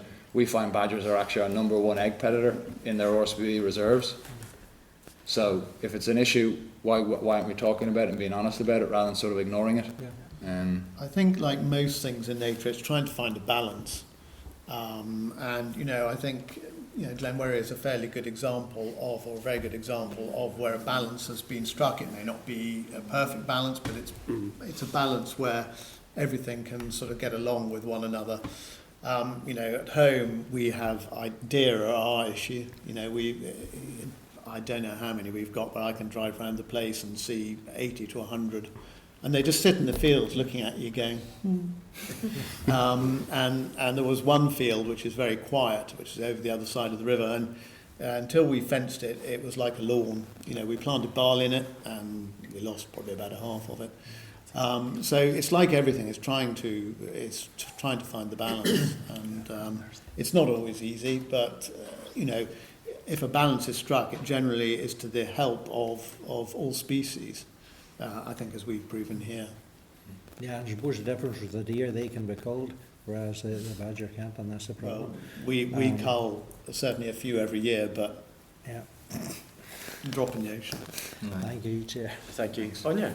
Thank you, Chair, and thanks for your presentation today, folks. I found it very, very informative. Obviously, I'm from County Fermanagh, so I know all too well in relation to curlew and the conservation efforts that's going on the banks of Lough Erne. But Merlin, you raised a pertinent point in relation to John's PMB, and I would assume that you will have the opportunity to give evidence whenever he presents it to the Assembly. But I suppose it's a broad blanket question. How would a ban on hunting with animals impact your conservation efforts here? It would be absolutely monumental, because I would say, there's probably, out of a percentage, I would say there's probably between 60 and 70%, probably more closer to the 70% sort of things that we're able to control with shooting and then with snaring. And there's a very rough approximate then. But then for the rest of that, the other tools in the box, particularly for me with terrier work, it's obviously done in a very humane manner. Foxes are normally flushed and actually shot. Without that management tool, that would greatly affect my work in the spring. Because normally what we do, and a traditional thing in Scotland as well, we use terriers at denning time for vixens, and it's a lot of people disagree with it, but from an actual practical and operational point of view, you're controlling an adult fox that hasn't had any dependent young. So you're actually getting a vixen and a dog probably in one go, and before she actually manages to breed. A lot of people disagree with that because they said, oh, you should let an animal breed, etc., etc. But unfortunately, we don't have the luxury of time for a lot of these species. You know, curlew are right on the verge of extinction, and having these lovely moral ideas and whatnot is very nice on paper, but actually in the real working world, do I want to see curlew going extinct on my watch? I most certainly don't. I would love for my son to see curlew calling in the bogs in Northern Ireland and Southern Ireland for future generations to come. But so yeah, I would say without all the tools, it's just going to become such a more difficult job. And you're seeing a lot of legislation now that's happening in Scotland. Now the banning of snaring, banning of hunting with hounds. So a lot of gamekeepers now, which historically would have done extra work. This is, and I'm just not going to bother because it's A, it's illegal, and B, they can't actually see an end game. I was actually speaking to a gentleman in Perthshire there. They used to do hound work and terrier work as well for a lot of the ground, their boundary ground, and just outside Dunkeld. And he says he just doesn't bother anymore. And he says there used to be curlew in them fields, but they're just gone. So it's either going to be take away the management tools and lose the species, or keep the management tools and try to actually save them, because it's such a difficult job trying to save them, even with the current tools that we have now. Look at Northern Ireland. This is the only place really, look at the whole island of Ireland, this is really the only place in the whole island that has actual any level of, I'm talking big landscape scale nature recovery. And it's very, very evident. You know, all the bird watchers that come here from all lengths and breadths of the country, they come here to see all the wildlife, and the main reason behind all that is, you know, sustainable agriculture, sustainable predator control, and then sustainable habitat management. So people are just going to have to make a decision. Do you want wildlife or do you not? And that just comes down to it's a very basic way to look at it. And a lot of people would probably challenge me on that, and particularly the wildlife trusts of the world, or the RSPB and whatnot. But you know, I've seen a lot of species being lost. Like the south of Ireland now is just like curlew is actually it's a non-viable species anymore. It's essentially extinct. So there's actually no viable populations left, which is really, really sad, you know. But a lot of people with their misguided and misinformation is a huge element of it as well. So sorry, I've probably talked a bit too much about You're okay. And you did mention Scotland. There was legislation brought in 2023. Yeah. And there is specific exemptions built into that. There's a limit. Is it in 2 or 3 dogs we have to get a license? Yeah, it's two hounds per pack, which is essentially doesn't make it. It doesn't work.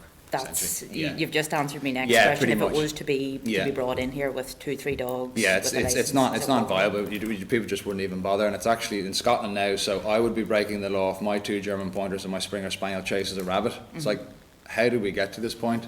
You know, it's so far to one side. It's about we talked about earlier on about striking that balance between the middle ground, because there's so many different views upon it, and that's the challenge of democracy, isn't it? Is trying to find that happy medium that everyone is sort of agreeing upon with, and that's the big challenge. As I learned in college, it's 90% humans, 10% wildlife.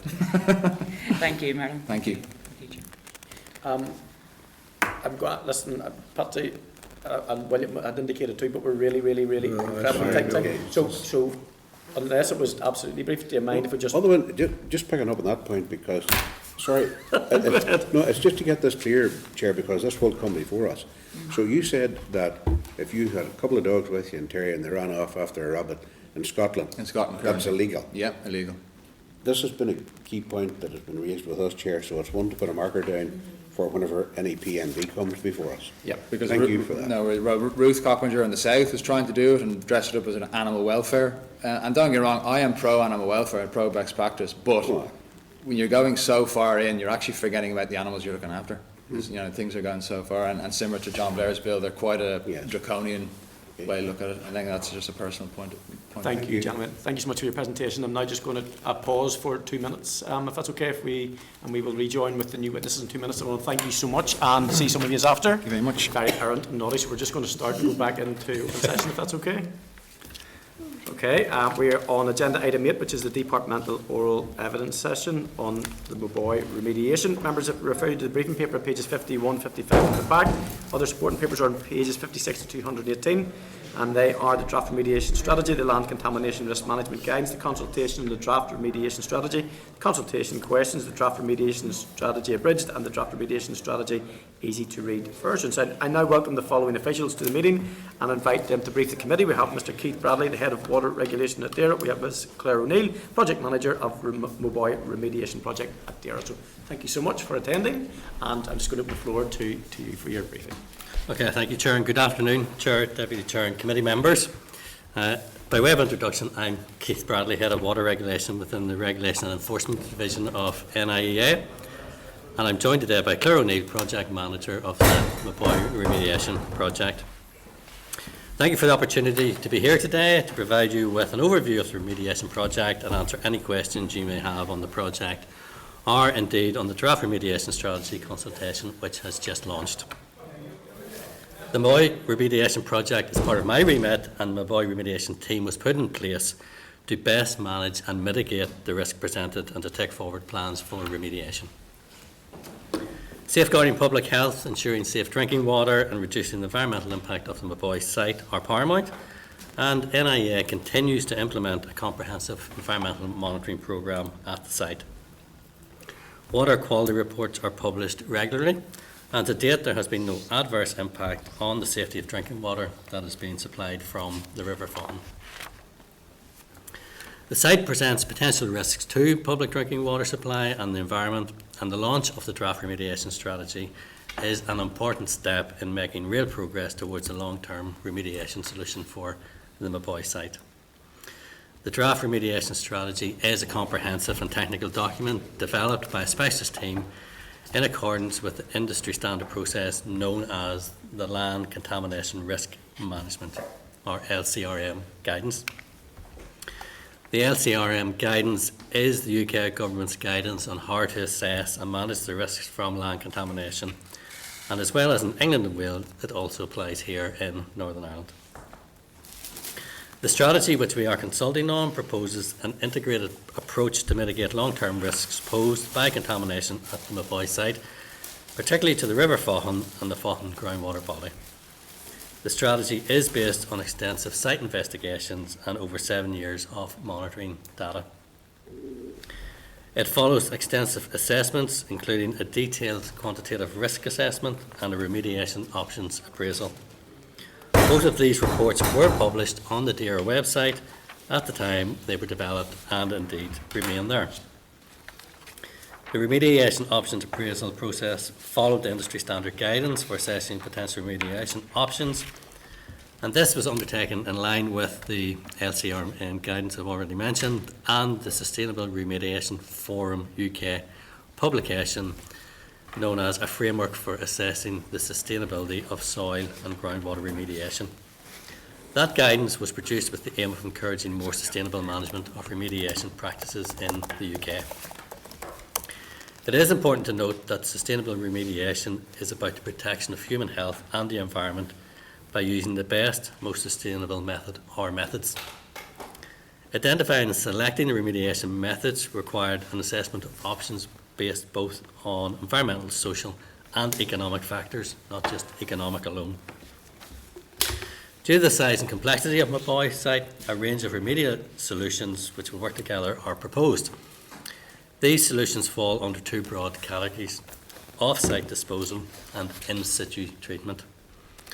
So off-site disposal involves excavating and removing contaminated soil or waste from the site and transporting it to an appropriate authorised waste facility for proper disposal.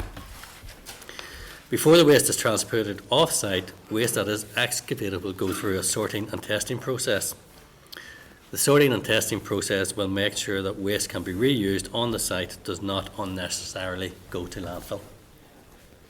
The sorting and testing process will also make sure that waste that is removed is taken to a suitable licensed facility where it can be safely managed to prevent further harm to the environment. In situ treatment involves treating the contamination directly at the site without removing the contaminated material. Compared with off-site disposal, in-situ treatment is less disruptive to the surrounding environment and infrastructure, uses natural processes to break down contaminants, making it a more environmentally friendly option, and eliminates the risk of spreading the contaminants during transportation. The consultation is an essential step to ensure that all voices are heard and that we develop a remediation strategy that is effective, affordable and deliverable.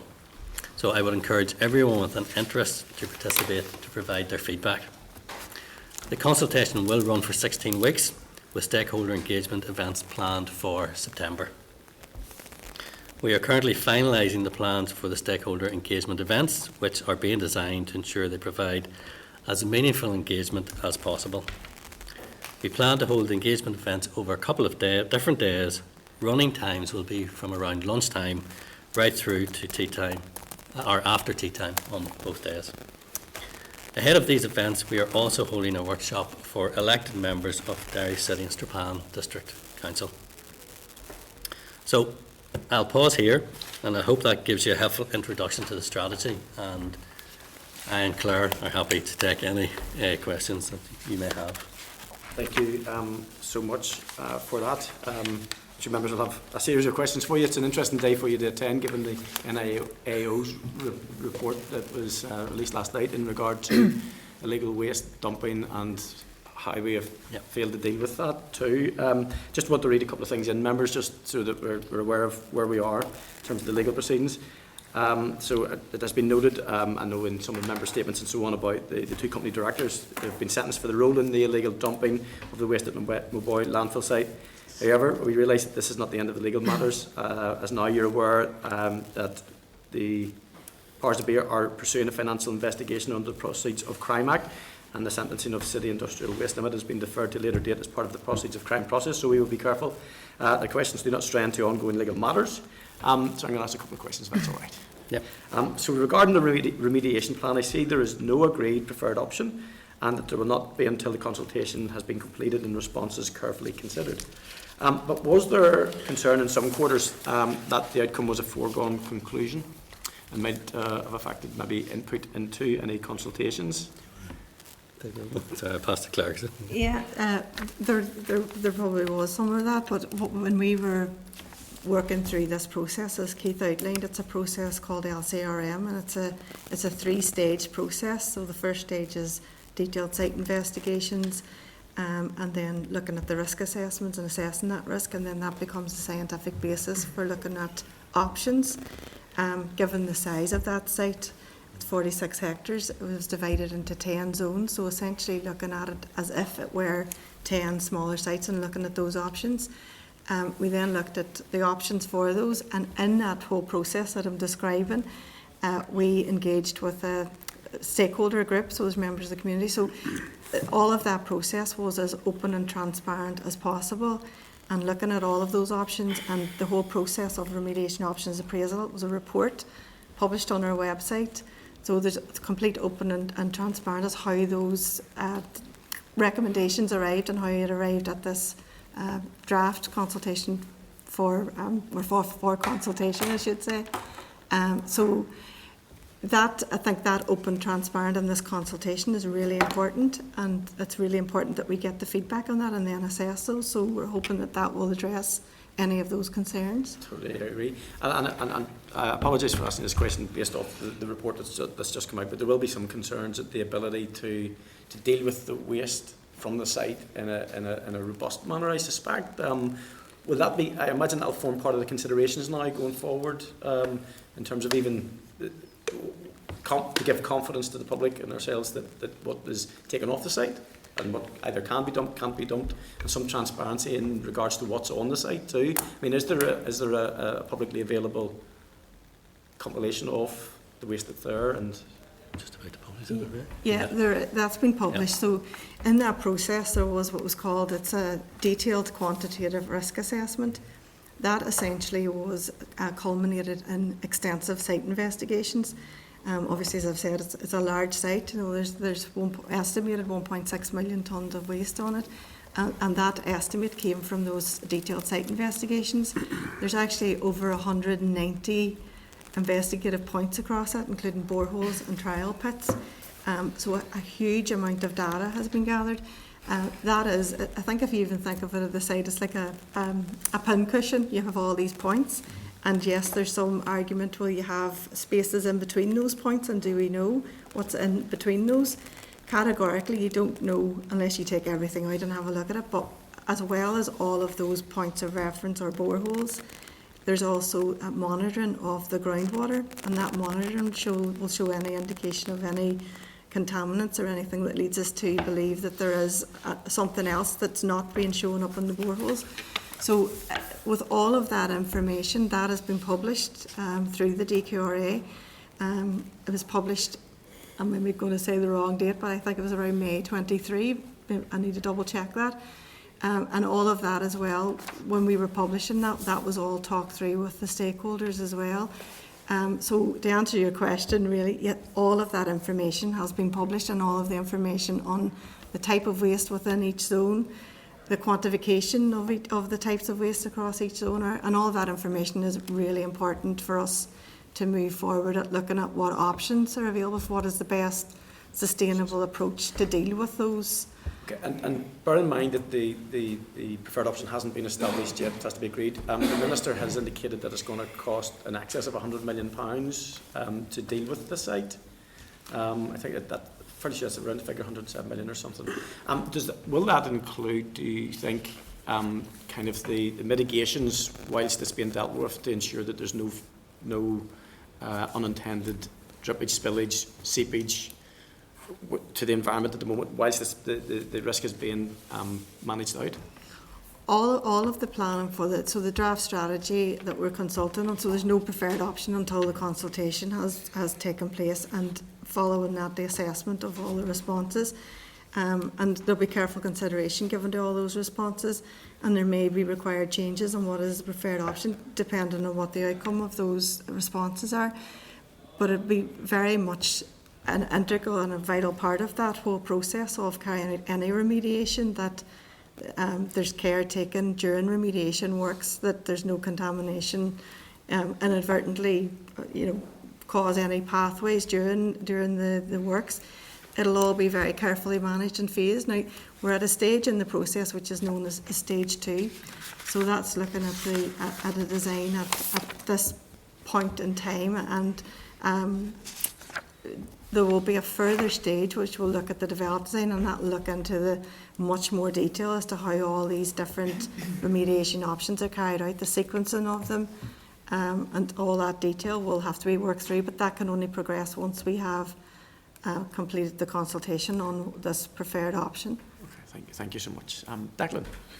Thank you, Chair. You mentioned that you'd said in your presentation that the river fawn it has been tested and it hasn't been contaminated, but there's the risk of it potentially happening in the future. Is there any indication, of the danger there of it, when or if this could happen in the future, notwithstanding accepting the fact that it isn't happening right now?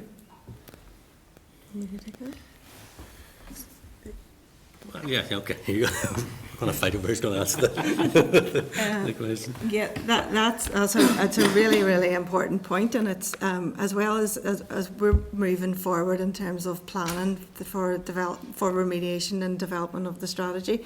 There's also an ongoing extensive environmental monitoring programme, and that monitoring programme is looking at, it's a multi-layered approach to monitoring that site.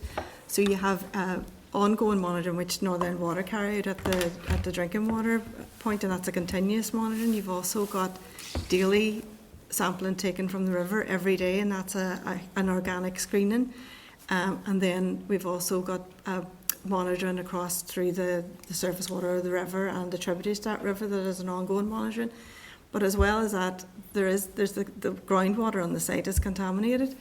But the ongoing monitoring that we do that is assessing the risk to that groundwater. The risk assessment that was carried out that I've referenced before was a detailed quantitative risk assessment, and it's a point in time risk assessment. But the ongoing monitoring programme is continually assessing if there's any change to that risk. So as it stands, as we sit today and looking at the monitoring programme, we're continuously looking at any changes and changes to that risk. And as it stands at the minute, we don't see that, but there is a risk of something large happening, like a huge drought or flooding. Now, all of that has been modelled as well, and that's something that we keep under review with the monitoring. As it sits today, there's no indication of that risk changing, but there's no room for complacency in that, and that's why the extensive monitoring programme continues every day. And see from any early assessments, and just looking through have you got a full assessment of what is actually dumped there? Because there may well be, it's a former quarry, so there may well be like inert material that doesn't cause that much dump, but any assessment of what might be dumped there which could be toxic? Yeah, there's a full assessment from all of the boreholes of what waste is on there. Our estimate is in and around roughly 50% of the waste on that site is probably the inert. When I mean inert, I mean rubble, but that doesn't create any leachate. There's another portion that is household waste, which is leachate producing, which is contaminating the groundwater, and there's also historical hazardous industrial waste, and all of that. Dealing with all of that is now included within the draft proposed strategy. So there's a variety, and we have detailed, which we're happy to provide, and it's published on our website, which is detailed just across the site, what types of waste are where, what depth they are, and the volumes. So all of that information is publicly available. And just finally, and obviously there's a big part for DFI here, given the fact that it's on the route of the A6, and there'll be an NIW link there too to the drinking water. Have you been working closely with DFI around the remediation of the site? Yeah, we do work closely with DFI in terms of looking at the both projects and how they would align. There are four areas, points of the site, and it's really on the perimeter site where the mainline A6 planned route that cuts in.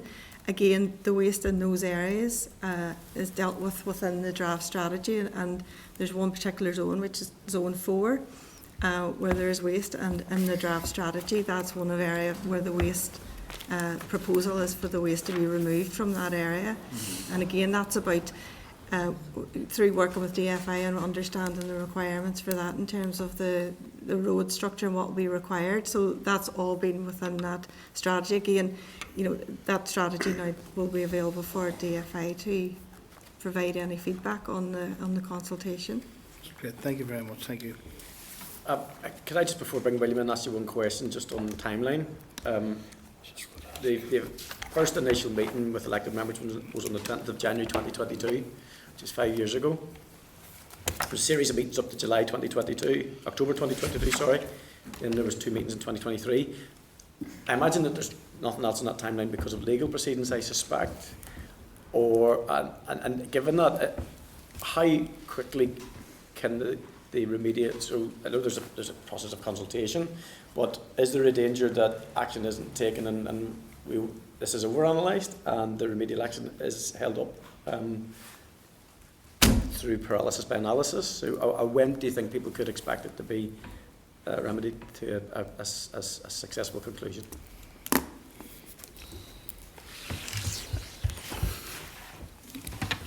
I suppose I get your point, and I suppose to some extent we will have to see what the consultation brings before we can sort of come to any definitive conclusion in terms of assessing responses and how that fits in, and whether we need to take on board, a bit what, like Claire was saying, whether it needs to maybe look at the options again, etc., etc. But I suppose we're committed to sort of remediation and keeping the project going. So I don't think there'd be death by paralysis with analysis.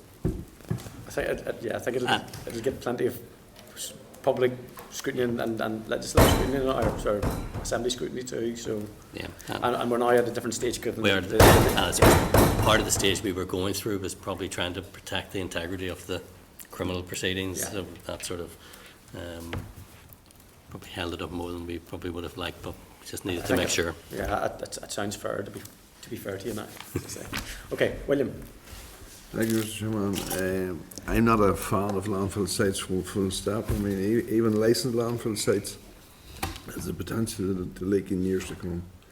Landfill sites, this federal landfill, they're going to be there for hundreds of years, and I'm not an entire fan of those. But given that we're told a considerable amount of this material came from an odd jurisdiction, okay, Republic of Ireland, is there no responsibility on some of the costs being shared with the other jurisdiction? Remedying this? I suppose, obviously, we haven't got to that stage of having a preferred option. I see that. And obviously, that's the chair mentioned that. I can't understand how you have a pricing when you have no option. You haven't got an option, but it's still a cost. Value 107 million. It's very hard to put a cost against something you don't know what you're doing with. Well, the preferred option that we're consulting on, there's no cost estimate that has gone through any level of scrutiny, and any cost estimate that was done would have to then, subject to the outcome of the consultation, would have to be reassessed and revalued. So until we have a preferred option to move forward with a cost that can go through that scrutiny, we need to proceed with the consultation. So that's why this step to get the consultation out, to move forward with that, is a really important one. So then further to the output of that consultation, then those costs will then be revisited. The first question I asked in relation to a lot of the material came from that jurisdiction. Is there any remit in relation to the Republic of Ireland footing some of the bill for this? So I think with the processes in terms of going through and completing the consultation and then getting preferred option and going through those processes and then looking at funding options, and then it'll be for the Minister to decide what way to take that forward and whether that requires wider executive input, and that considerations, I imagine, will come into that whole funding. Okay. Thank you. Members, any other questions? No? Okay, thank you so much. Yeah. Thank you very much. Detailed report, and thank you for your time and your answers to our questions. Thank you. Okay, members, I'm going to move swiftly through the rest of the business. Agenda item 9 is the dilapidation bill. Members, as you're aware, the dilapidation bill second stage was passed on Tuesday and the committee stage officially started yesterday. The debate was good on Tuesday, and we will have our work cut out ensuring that all the issues are scrutinised during committee stage. There are a number of matters we need to address today so the team can progress the committee stage planning of the summer recess and get the call for evidence out as soon as possible. So members are referred to the following papers: the draft questions for citizen space call for evidence starting at page 220 of the pack, draft media release starting at page 229, draft press adverts at page 231, and the potential stakeholder list at 232, University Dells report 235, dilapidation bill as reduced 255, explanatory memorandum 283, and the delegated powers memorandum at 295. So members, on page 22 refer you first of all to the draft citizen space questions. We agreed last week to launch the citizen space call for evidence as soon as possible to run over recess until mid-October.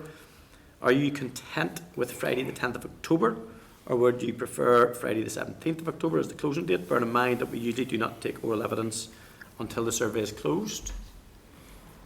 Any preference? So can I then suggest that we go for the 10th of October? Need that, members? Okay. Thank you. Okay, firstly, are you content with the draft citizen space questions? The questions are based around relevant groupings of the clauses with a catch-all question at the end for any other parts of the respondents might want to raise. So clauses 1 to 3 are the detriment to the local amenity. Clause 4 to 6 are the serious detriment to local amenity. Clause 7 to 10 is the dangerous structures element. Clause 11 is defective premises. Clauses 12 to 15 is the liability for costs. 18 to 20 is miscellaneous functions of district councils. Clauses 21 to 23, general procedural matters. 24 to 25 is interpretation. 26 to 28 supplementary. 29 to 31 general interpretation, commencement, and short title. We'll over short titles. This one, I agree with this one, by the way. It's for the short title of the dilapidation bill. It's fine. It's a wee bit better than the last bill we scrutinised. It's an upgrade. Evidently, they listen to us. Okay, members, have you had a chance to look at that? It's been in your papers, and are you content then with those groupings and that set of questions for the citizen space? Yeah. Yep. Thank you, members.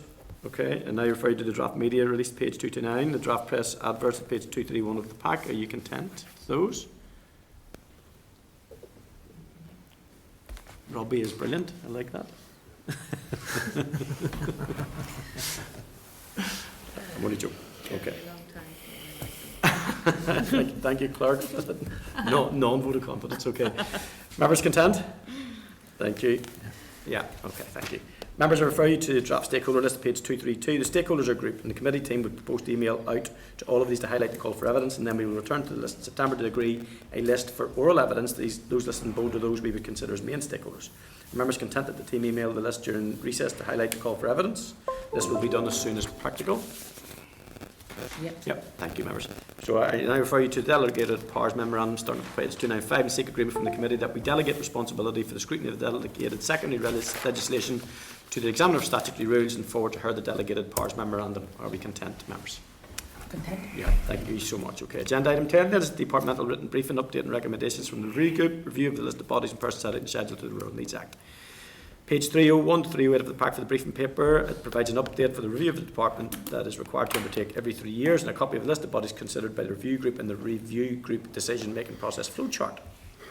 On the 14th of November 2024, we received a written briefing detailing the results of the public consultation review of the schedule for the Rural Needs Act, and we proposed including the community and voluntary sector, particularly rural groups, for consideration by the review group. Review groups for their deliberations resulted in an expanded list of 107 proposed bodies for inclusion in schedule to the Act, see Appendix A. DARE officials will now engage with officials from other NICS departments to complete the final recommendations for the Minister's consideration, which will then be put forward to for executive approval, and we will be provided with further updates in due course. So if there's any comments, are you content to know? Another good bit of work for the committee, by the way, well done.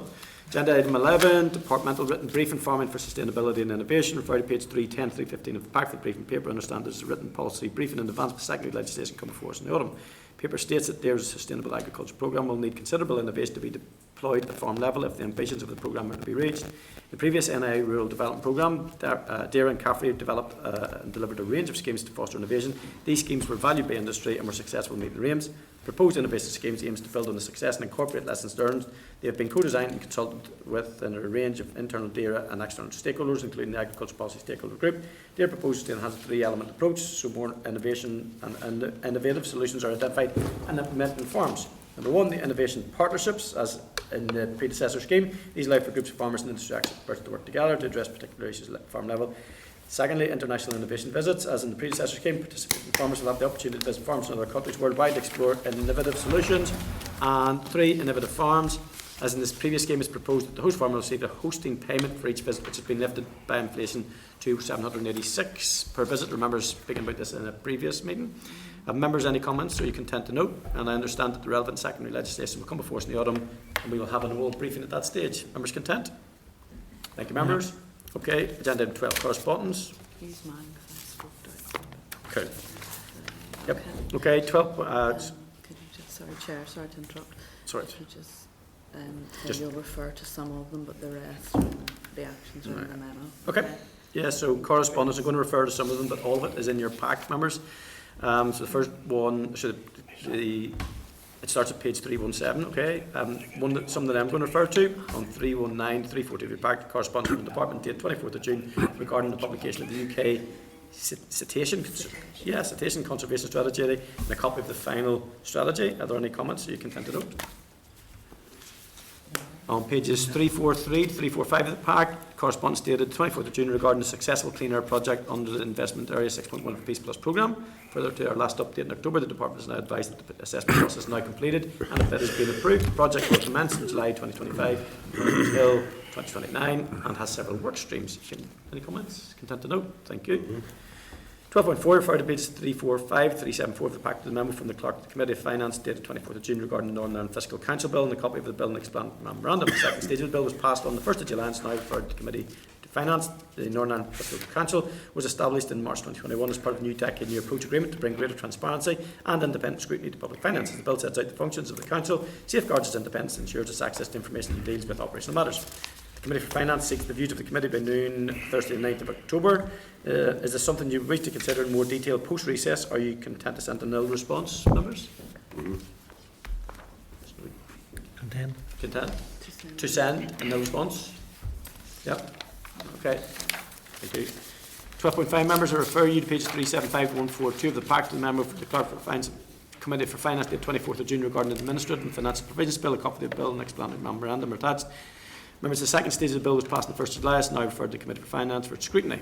Clause 16 is marine licensing, contains policy proposals brought forward by DAERA and amends Section 72A of the Marine Coastal Access Act 2009 to provide DAERA with greater powers to charge fees and, for activities in connection with marine licences. The aim is to enable DAERA to deliver more effective marine licensing service by increasing the Department's cost recovery rate for marine licensing services. The Finance Committee has requested that we take responsibility for scrutinising this clause and report our findings back to them by noon on the 3rd of October. Members, have you any comments? Do you wish to take any evidence on this clause in September? And if so, are there any specific groups you wish to hear from? I know some of you guys are pretty well connected in the marine space, so we can come back to that and yeah, come back to that in September. Thank you, members. Okay. Item 12.7, referred to pages 438 to 510 of the Pact, a memo and papers from the Clerk to the TEO Committee regarding the inquiry on mothers and baby institutions, Magdalene laundries and workhouses, and redress bill, which completed the second stage of 24th of June and has been referred to the Committee for TEO for scrutiny. As per normal practice, the Committee is seeking the views of all Assembly statutory committees by the 3rd of October. Is this something you wish to consider in September to give a response to, or are you content to send a nil response? Very sensitive bill, obviously, and I know that members are very engaged in this in the Assembly, and I think it's probably fine if we engage in the Assembly in that regard along the party line as opposed to this committee. Thank you, members, for sending a nil response. Chair, I'll just note that in the response Okay. that members were content to consider it in party. Yeah, I think it's a very sensitive bill that everybody's engaged in. Thank you. Refer you to the 42nd report of the Examiner Statute Rules, page 540 of your pack. The report refers to the draft SR 2025-102, the Skeleton Enhancement Site Regulations. It was not required to be drawn to special attention in the Assembly. Are you content to note? Members. Next page, page 552 of your pack, letter from James Osborne Farm Machinery. The letter states the latest regulations on the Northern Ireland Plant Health Label Scheme, NIFL, are affecting the import of used agricultural forestry machinery from Great Britain, and that they are unworkable. He would welcome the opportunity to discuss this further in person and provide real-world examples of how these rules are affecting our businesses, our hauliers and our customers. There's a couple of member statements on that this week, including one by myself, so I propose that we request that he sends in some written examples, as I know members have been approached by other companies, and I certainly have, in this regard, and we can consider it then after recess, if that's okay, just to be fair to the wider farming and agri. Okay, thank you, members. Okay, refer to table papers, page 109 to 164 for the report, which is to be published today by the NI Audit Office, entitled Waste Crime in Northern Ireland. We referred to it to the previous witnesses. Are you content to note this report, as PAC will have primacy over this report at present? Thank you.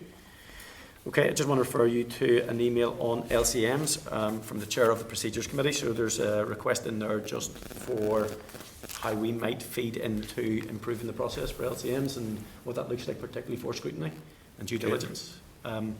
Members, anything they want to maybe proffer into that space, it's literally an email just asking for inputs. It is something we have spoken about in terms of how early we get sight of LCMs and the importance of the time for scrutiny. Are you content then that we draft some short points and just share them for sight and then agree it and respond?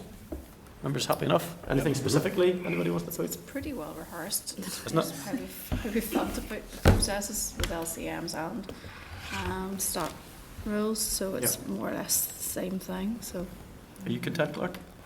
Yeah. Okay. Okay, anything else we want to get the Clerk to do? Because she's just over somewhere. Idle hands and all that, guys, you know what I mean? I'll be busy, just so you know. Okay, members, I wish you a relaxing recess, and the next committee meeting is planned for Thursday 11th of September 2025 in room 21, 10 a.m. After recess, we will again consider our forward work programme. The meeting is now adjourned.